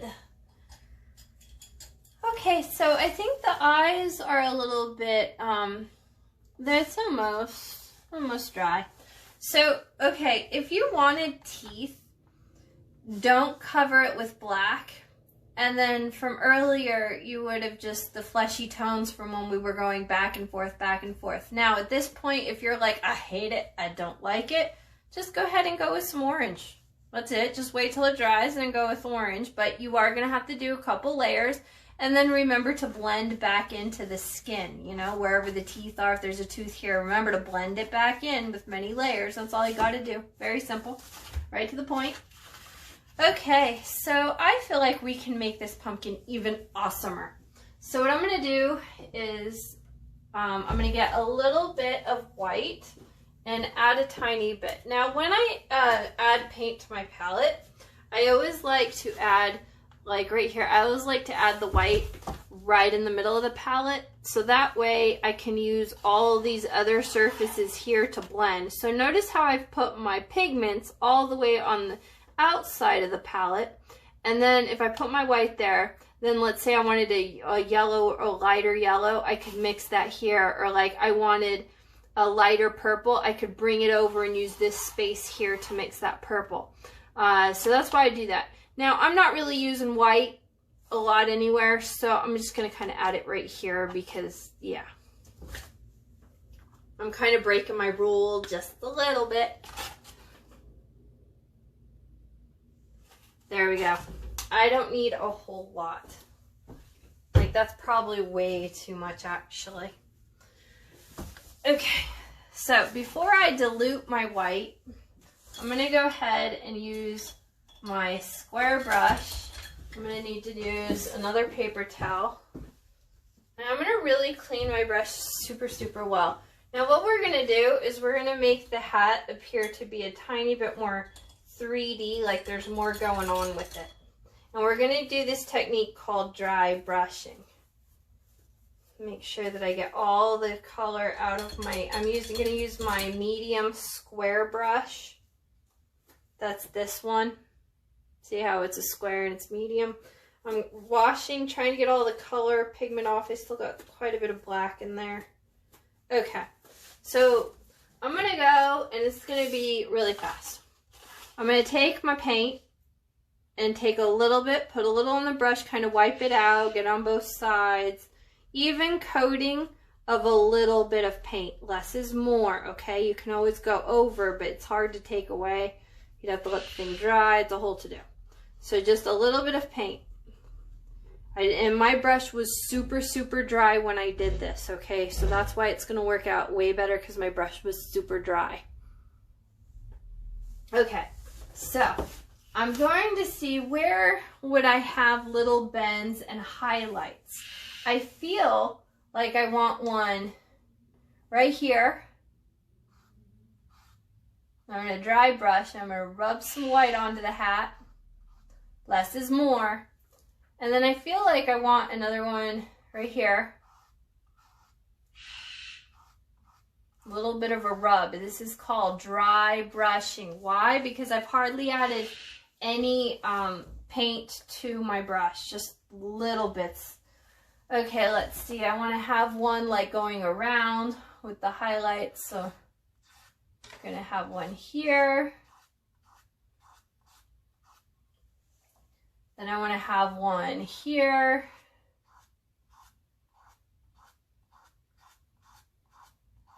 Don't add a lot of paint, okay? Hardly any paint. And it's blending. Remember how earlier I was talking about blending with like a foundation, like on makeup? Same basic idea right now. Just blend away. I'm sorry if you can hear that on the camera. Right here, I have a parrot, and I don't know what she is. Well, she's not really my pet. She's like my neighbor's pet, but I kind of adopted her. So she's like a white bird. I don't know what the hell she is, but she's a cute little bird, and she's making a lot of squawking noises right now. She's probably hungry or something. I don't know. It's my next door neighbor. The bird's going crazy. So if you can hear it, that's what that is in the microphone. She's got quite a loud little scream. Okay. So I feel like I got some brown in there. I'm gonna wipe the white off.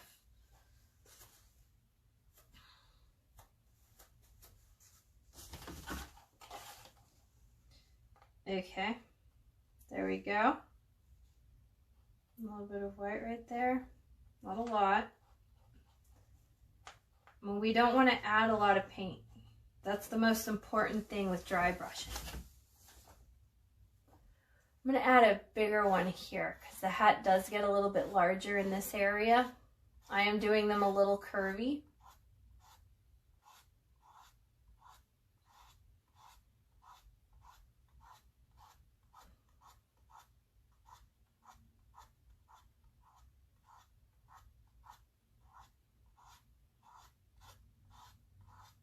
Now, if you don't like what you got with this dry brushing, you can always let it dry, which is really quick, and then reapply, you know, and just redo it. I mean, black will totally cover it up. It's just let it dry all the way. Otherwise, what's going to happen is you might get like a gray, and I'm not going for that look right now in my painting.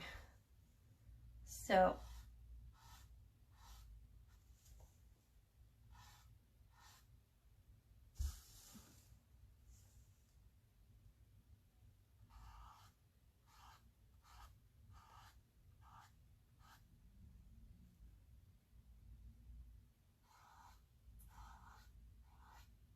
honestly, I'm kind of just making it up. So wherever you're happy and want to put these, put them there, because I'm just kind of figuring it out as I go where the bumps in the fabric would be.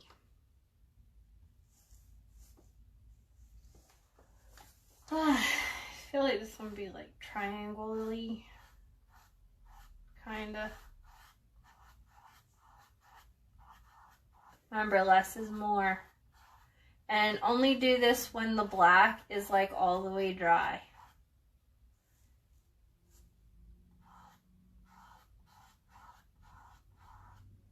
All of them are kind of curved a little bit. They all kind of have their unique little personality to the movement of how the garment is. Okay, so now I'm going to double check and look at what I got with my swooshes. Painting is just a series of swooshes. I'm not liking this guy. I'm going to make him a little bit longer and see how I can just touch it up. Yep, touch it up. It's always easy to add. It's hard to take away.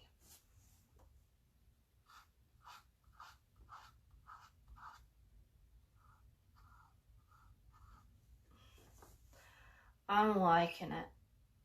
Maybe this guy could be a little... Oh, gosh! Too much paint!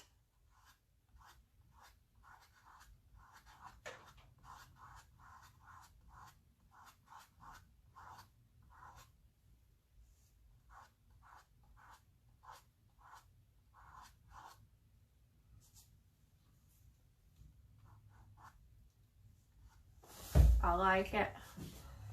Yep, and that is how you dry brush. Very simple. You can do it with like all the colors.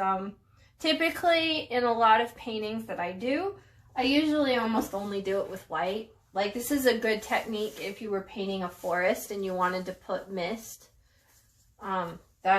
This totally works for that. Okay, so now I'm gonna go ahead and let's do some fleshy part of like the cutty area of the pumpkin. So I'm gonna go ahead. I'm gonna use a filbert, the bright filbert for this one, which is my little guy with the compact fibers. I keep having brain farts like all night long. Bristles. Bristles. For some reason, I don't know, my brain is like, nope, when it comes to the word bristle. Okay, so now I'm not going to need white anymore. So I'm going to go ahead, I'm going to take a little bit of orange and I'm going to have more white than orange, and I'm just going to go ahead and mix those colors together. What's going to happen is it's going to turn into a light peach. Remember, if you don't have the orange, you can make orange by mixing together red and yellow. The lighter orange, you would add more yellow. A darker orange, you would add more red to the mix. This is going to give me a peachy color, which is good for a flesh tone. Like if you were doing a portrait of somebody who was very pale and white skinned, this would be a very good color to use in that. I mean, when you paint people, you want to do many different tones. This is a good starting off tone for people when you're painting people. A good one. Like, remember how we added those base coats in there first? Same thing with people, and this is a good color for that. I'm going to go ahead, and it really lightens up the area. See how that almost looks like a skin tone? Now, it's not really what I want, but I'm going to work it. Remember how earlier we were working with the pumpkin and we're back and forth, back and forth? That's kind of what I'm going for here. I'm just lightening up this area first. So I'm going to go back over and back over. And eventually I'll get a nice orange that I like. I'm going to blend using the canvas instead of blending on the palette, which I totally could. I could find a color I like on the palette and then apply it. However, I find that when I blend on the canvas itself, I get many areas of light areas and dark areas and different things going on. So, I don't know, I like doing it on the canvas. That's my thing.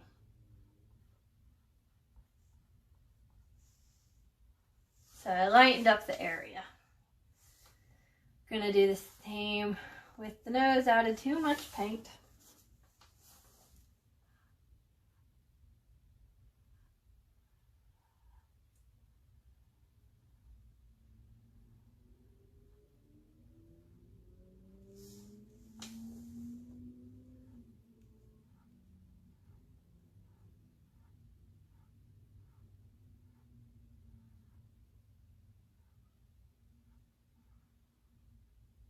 If I get into the black, that's okay, because I can always come back with some more. So from here, I think that I would like to have it a little bit more orangey. That's okay. What I'm going to do is I'm going to go into here and mix it again a little bit more, get that a little bit darker. It was a little too light for me. You know, a little too light. So I'm adding a lot of orange to it and darken it up a little. Yeah, that's looking better. Okay, now let's see how this goes for a second coat. Ooh, yeah, I like that. That's nice. Now, I do want it to be a different orange than the outside of the pumpkin, just so it stands out. I think it is kind of important to have it to be like it's different. There we go. Much better. Kind of got some streaky lines going on. That's what I was going for.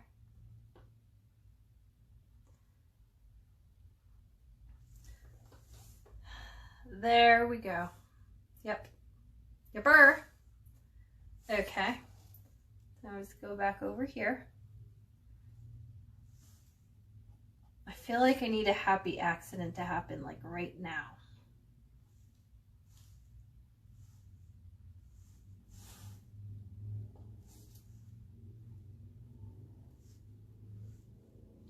And you know, I was looking at the Mona Lisa and I'm thinking the reason why her smile is the way it is, I think it was a happy accident that happened because Leonardo died before declaring it finished. He had it for 4 years and he traveled a lot and he took the painting with him, and when he was traveling he went all over the place for 4 years, and I think it was a happy accident that it just happened, and that's why her mouth looks the way it does, and he kept it.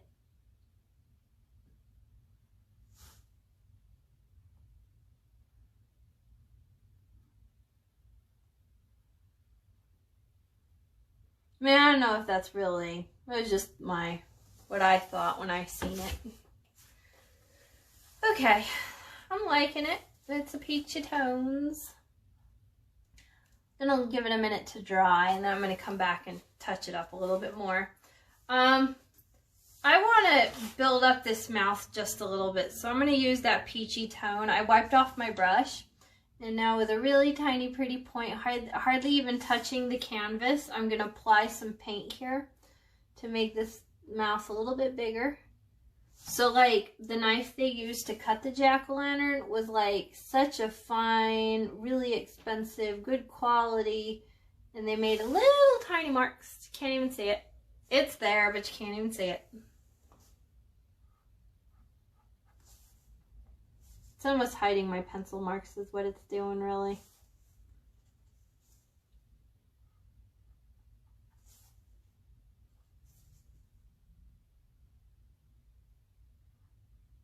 Now, if you wanted to make the inside area of the pumpkin that we can see, if you wanted to make that so it was yellow, like it had a glow inside, you would do the exact same process of what I did now, except for instead of using black, you would just use the color yellow. Now, when you use yellow, I mean, I would really layer on thick if you're using cheap quality paints. There's a lot of water in cheap quality paints, so what you're paying for is water. So technically, in a way, you're getting more bang for your buck by buying the better quality paint, which is what I highly recommend that you do. If you are going to be serious with what you're doing here with the painting, I just feel it's better, and you get more product, and it's not filled with water as much. So if you are using yellow in thick body paints, which tend to be a little bit more expensive, then you'd probably need one coat. If you are using cheaper quality, I would recommend using 2 or 3 coats to really get that bright yellow. Okay, so this is good. I'm liking it. I'm going to give it a minute to dry, and I'm going to touch it back up. Yeah, so I'm going to give it a minute. Now let's work on the leaves. Do not stress out, okay? Leaves, everybody's like, I can't do leaves, they're not going to happen. Trust me, they're going to happen. I'm going to walk you through this, the whole thing. It's going to be simple. It's going to be straightforward and basic. So, I was telling you about that hike I went on, and I was staring at the trees and the leaves and looking at them. And I'm going to go ahead and do autumny leaves. You can just go ahead and go green if you wanted to. But I'm going to be all autumny with my leaves. So I'm going to add a little bit of red to my palette.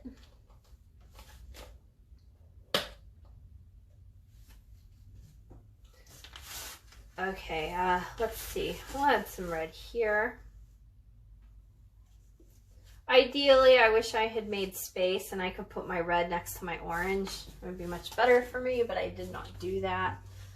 Okay, so I'm still going to use my bright filbert, my little guy. I cleaned them off really good. Wipe them off. Get all the color out.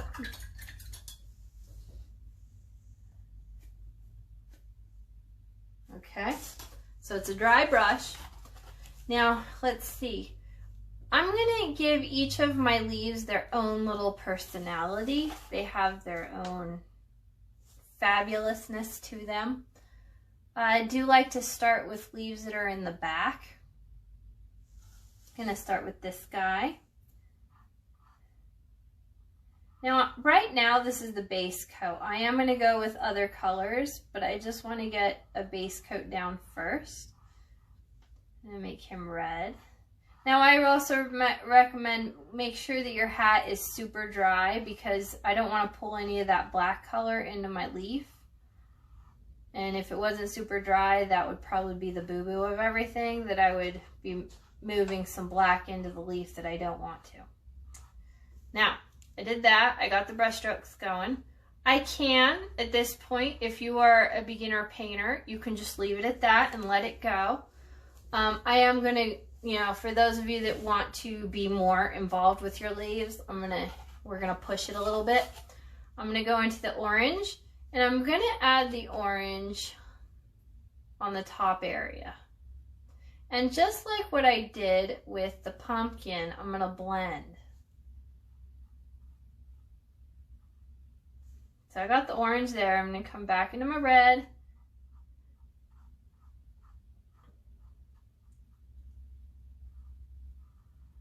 I'm going to really get that red on there thick.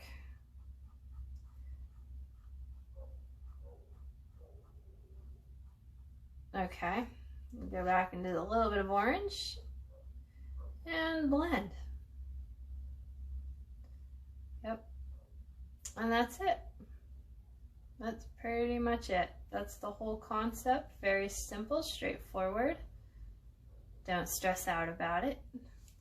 I'm gonna allow my red to dry, and I'll probably come back with a second coat. Okay, so let's see. Let's make this guy orange. Orange and red. I'm gonna make him orange on the top and red on the bottom just because.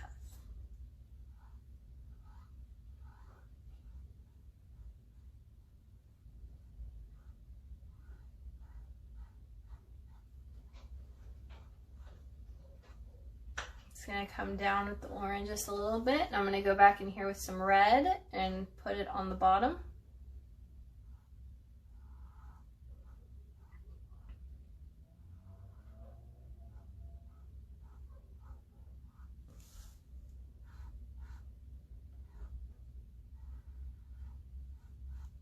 There we go, okay.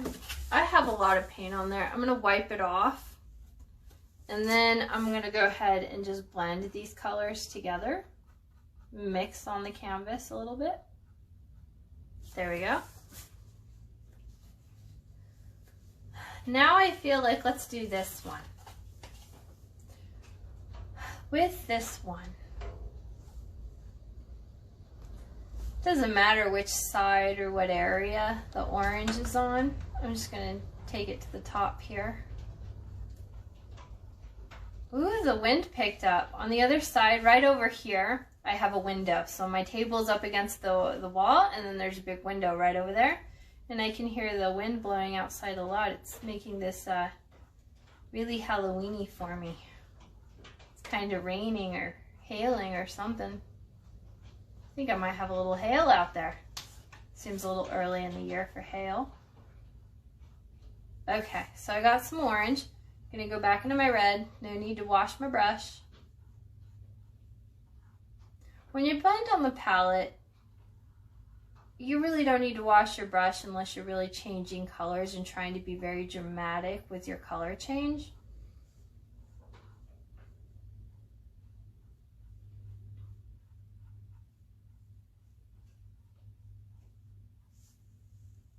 That looks good. Okay, I'm gonna come with the second coat on these guys, but I wanna let them dry all the way first. I'm going to wash my paint, and I'm gonna do a yellow and a green leaf. Or you know what, before I start pulling out the green color, I have this purple color that I could use and do a red purple leaf. That might be cool. So let's do that here. Let's do purple in the bottom.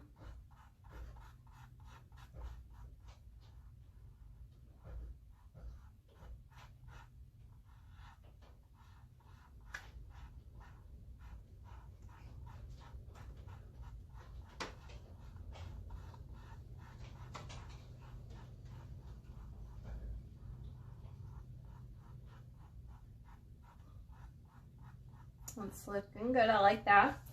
I'm gonna come back over to this red. Oops, nope, I gotta wipe. I gotta clean off the purple. Otherwise the whole thing's gonna get purple. I'm gonna go back into my red over here.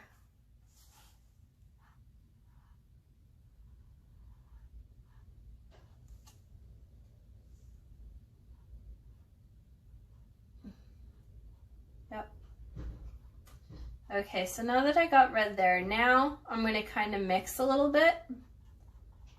Use this area to mix, mix, mix, mix, mix, mix.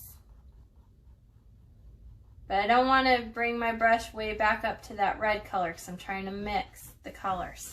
See how there's a fade? That's what I'm going for.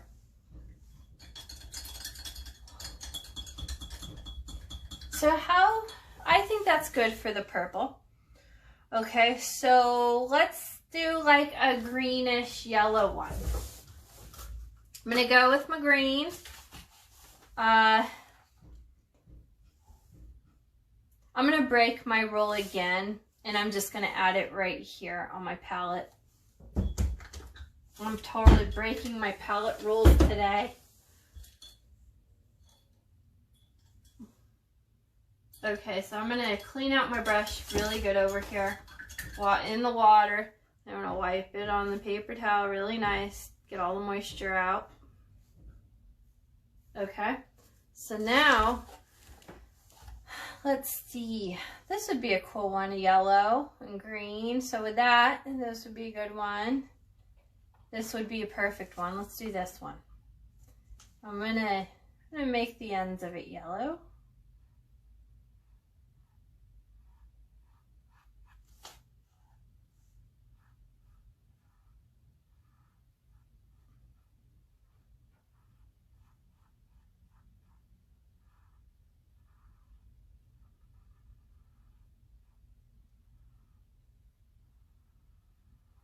Okay, so now I'm going to go with the tiniest bit, okay, the tiniest bit of green. A little bit of green. And I'm going to do all this area with green.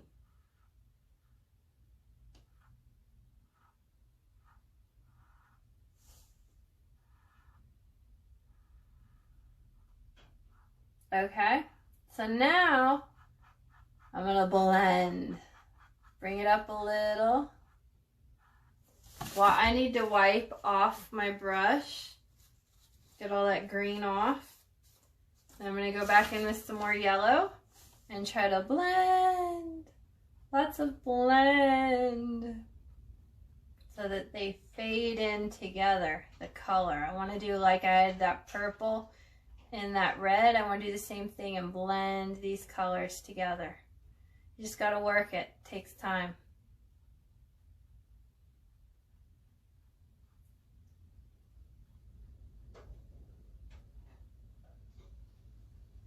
All right. Okay, it's looking good. It's getting there. I do feel that my leaves are going to need a second coat. I feel like that's the thing. Yep. Okay, so wash my brush. Let's see. Let's do this one. But we'll be different, and we'll do the bottom part of the leaf yellow, just 'cause.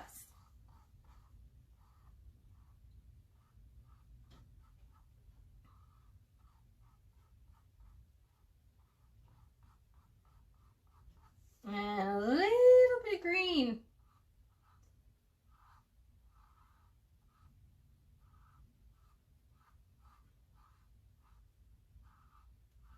And bring the green down.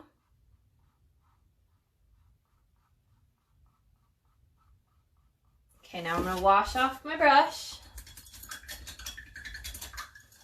Get all that color off. I have a clean, dry brush. I'm going to go back in with some yellow. And I'm going to take just a quick second and turn my canvas. I'm going to blend.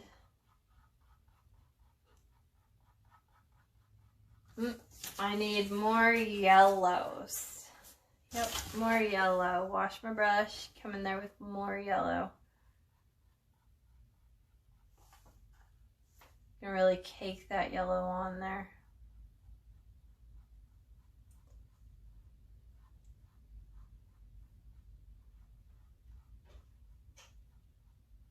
All right, that works for now.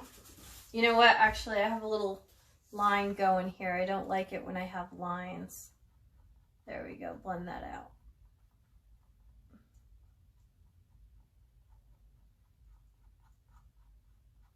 Okay. It's working. take this a moment and blend it while it's still kind of drying. Still kind of gooey. Oh, I got some purple. I don't want to get purple into my other leaf.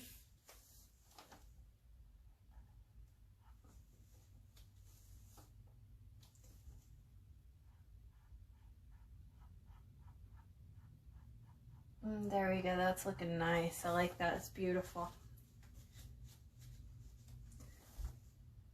It's gonna work that blend.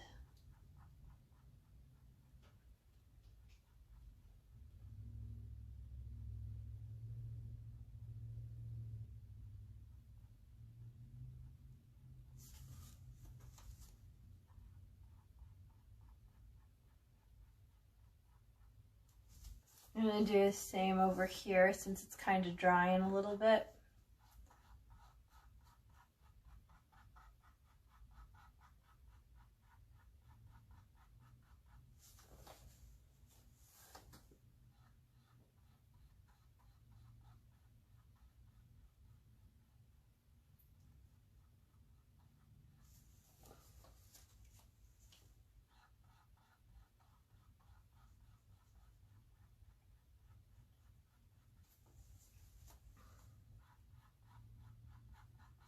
Okay, that's working. I like it.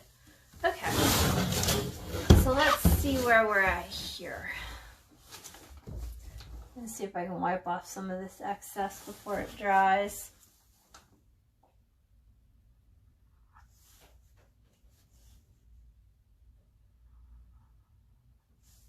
Okay.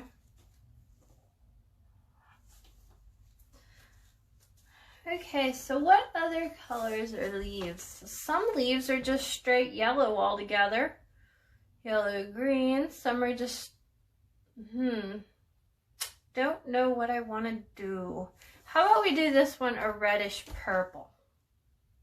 Yeah, do a reddish purple for this guy. Oh, you know what? This one feels like it's a little tacky. I'm going to take a minute and blend it before it gets all the way dry. The paint was like kind of squishing together and congealing. And so by kind of wiping it while it's still congealing is going to help me with that blend.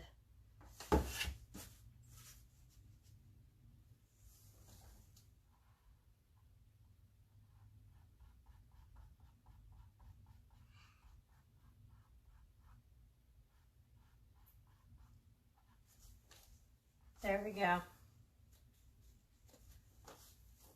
I'm going to go ahead and, yep, they're all congealing nicely. Coagulating.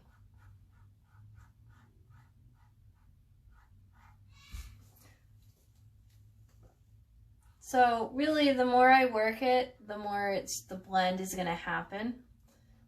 Like when you put on makeup and you're trying to blend the rouge into your cheeks and stuff, and just kind of work it. Okay, that's coming good. Let me see if I can do these guys a little bit.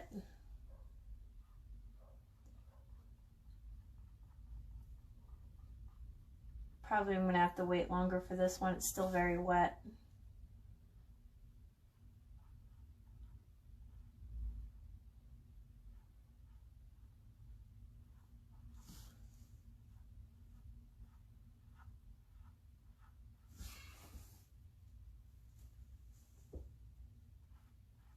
Oh yeah, way wet. I'm gonna need to wait a little bit for that one to dry more before it'll lend itself to blending easier.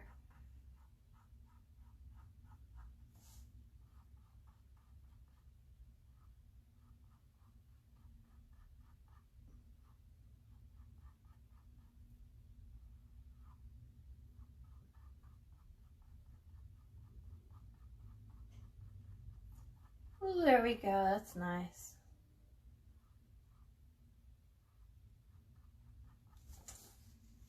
I like that, that's working. It's really coming along. If you feel exhausted at this point in the painting, that's good. That means that you're really giving it your all and you're really working it. I mean, I'm feeling a little fatigued. Like, Not fatigued as in like my muscles are tired, more as like I've used my brain a lot. Kind of like if you're all day on the computer and then after a while you're kind of like, ugh.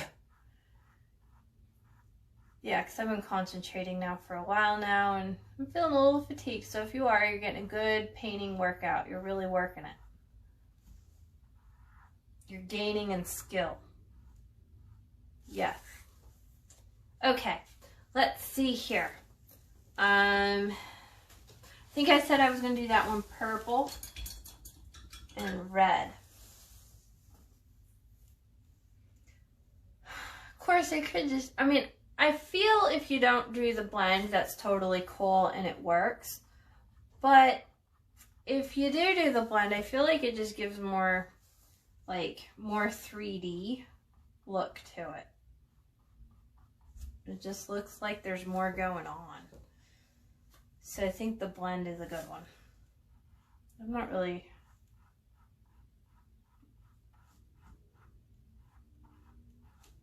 There we go.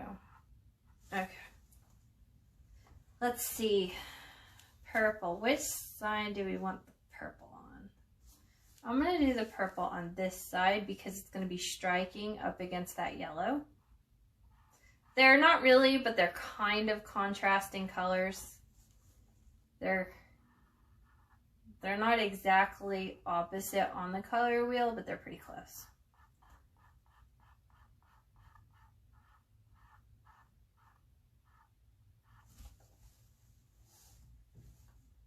Oh, I almost went into the yellow there. I meant to go into the red.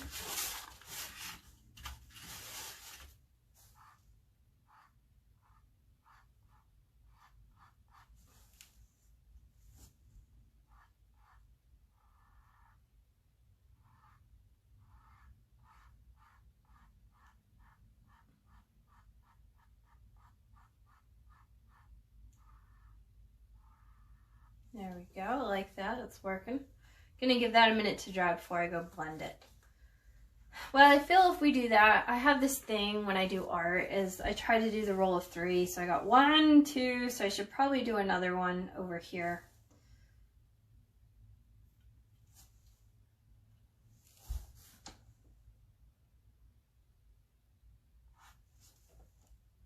Since this is red on the bottom, I'm gonna do purple up against that red.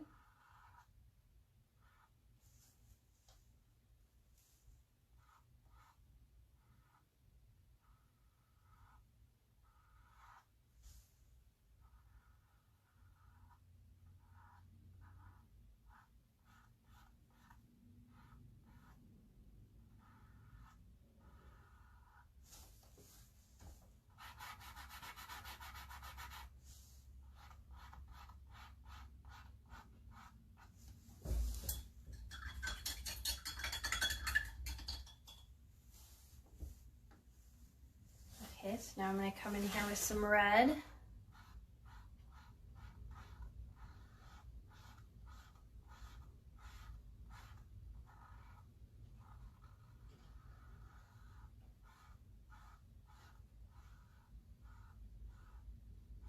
You know, we could do some brown.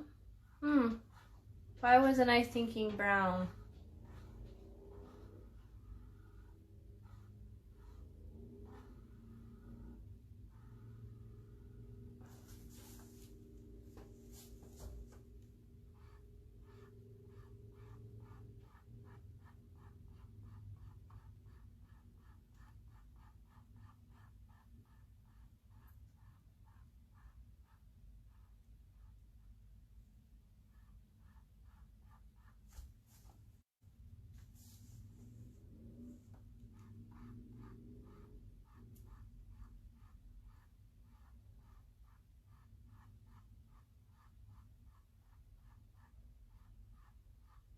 Now this technique, what we're doing is called a fade.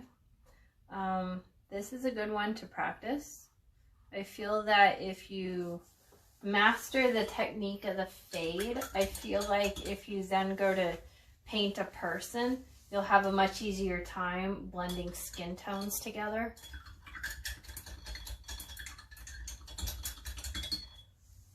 Okay, so Well, if I got 3 purple ones, I got 3 red and orange ones, I do not have 3 green and yellow ones, which I could totally do.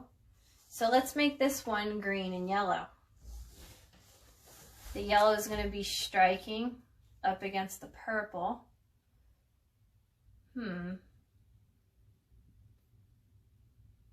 Yeah. I'm going to make this side yellow. Be quite liberal with it. You know what? I gotta wipe that off. There we go. Let's start again. Erase. There we go. Okay, so I'm gonna start again. Nope, got some more.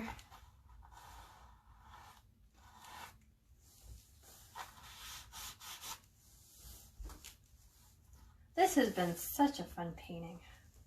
I really like this one.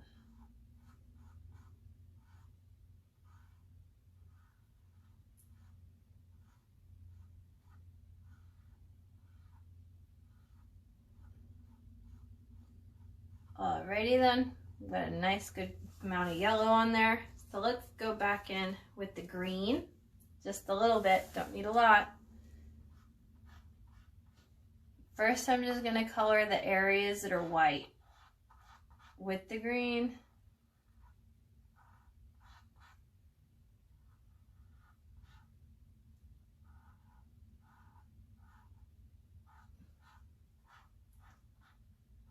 We got some red there. Red there on that leaf. Okay, so now that I've got the basic color down, I'm going to wash my brush, clean it off really good, pull and wipe it on the paper towel, come back in here, and I'm going to blend this middle section. Just like what we did when we were blending that middle section of the pumpkin. And I'm going to work it, okay? It's not going to happen all at once. You got to take your time with it. It'll be what it is.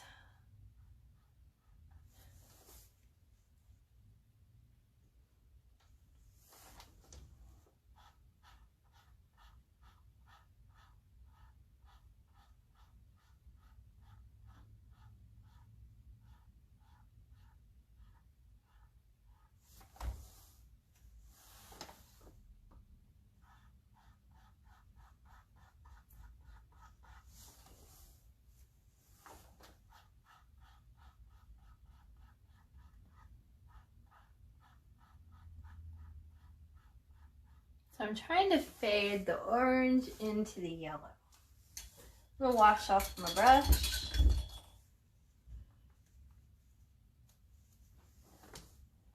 Pull the yellow down into the green. Wipe my brush off. Do it again.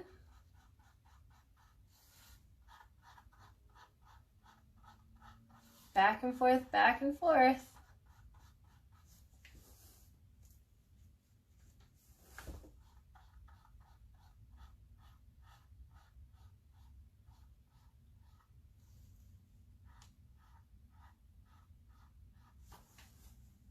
There, I like that. That works. Yeah, I feel like I blended it more than I blended these guys over here. I didn't blend them as much.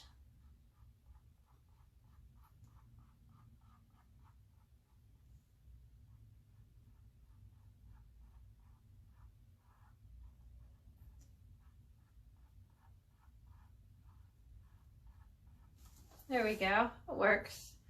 Okay, so now I have my last. I have 3 yellow and green ones, 3 purple and red ones, and I have 3 orange and red ones. What if we do a brown one? Just cause. Yeah.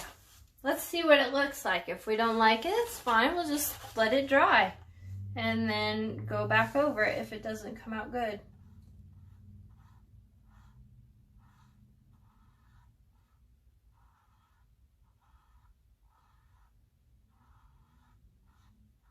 I'm liking it. I think it's working.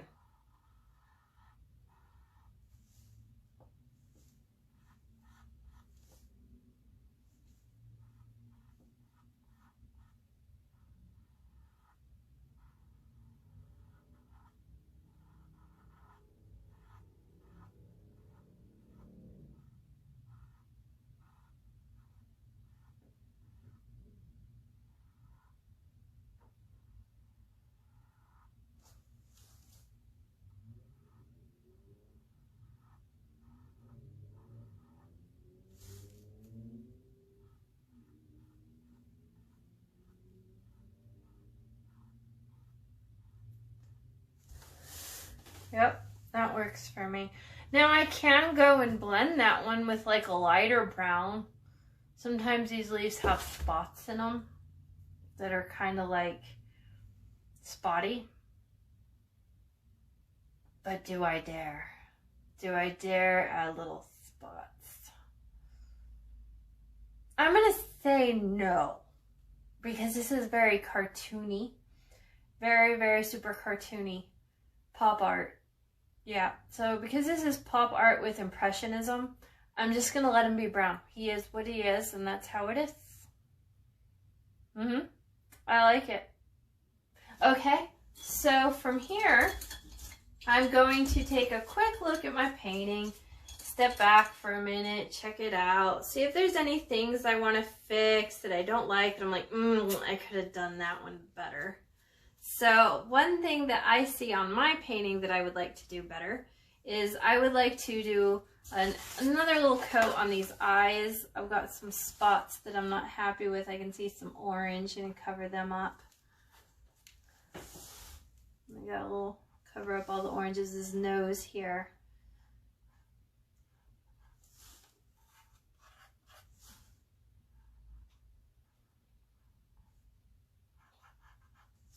I'm like running out of black. Let's see if I can moisten.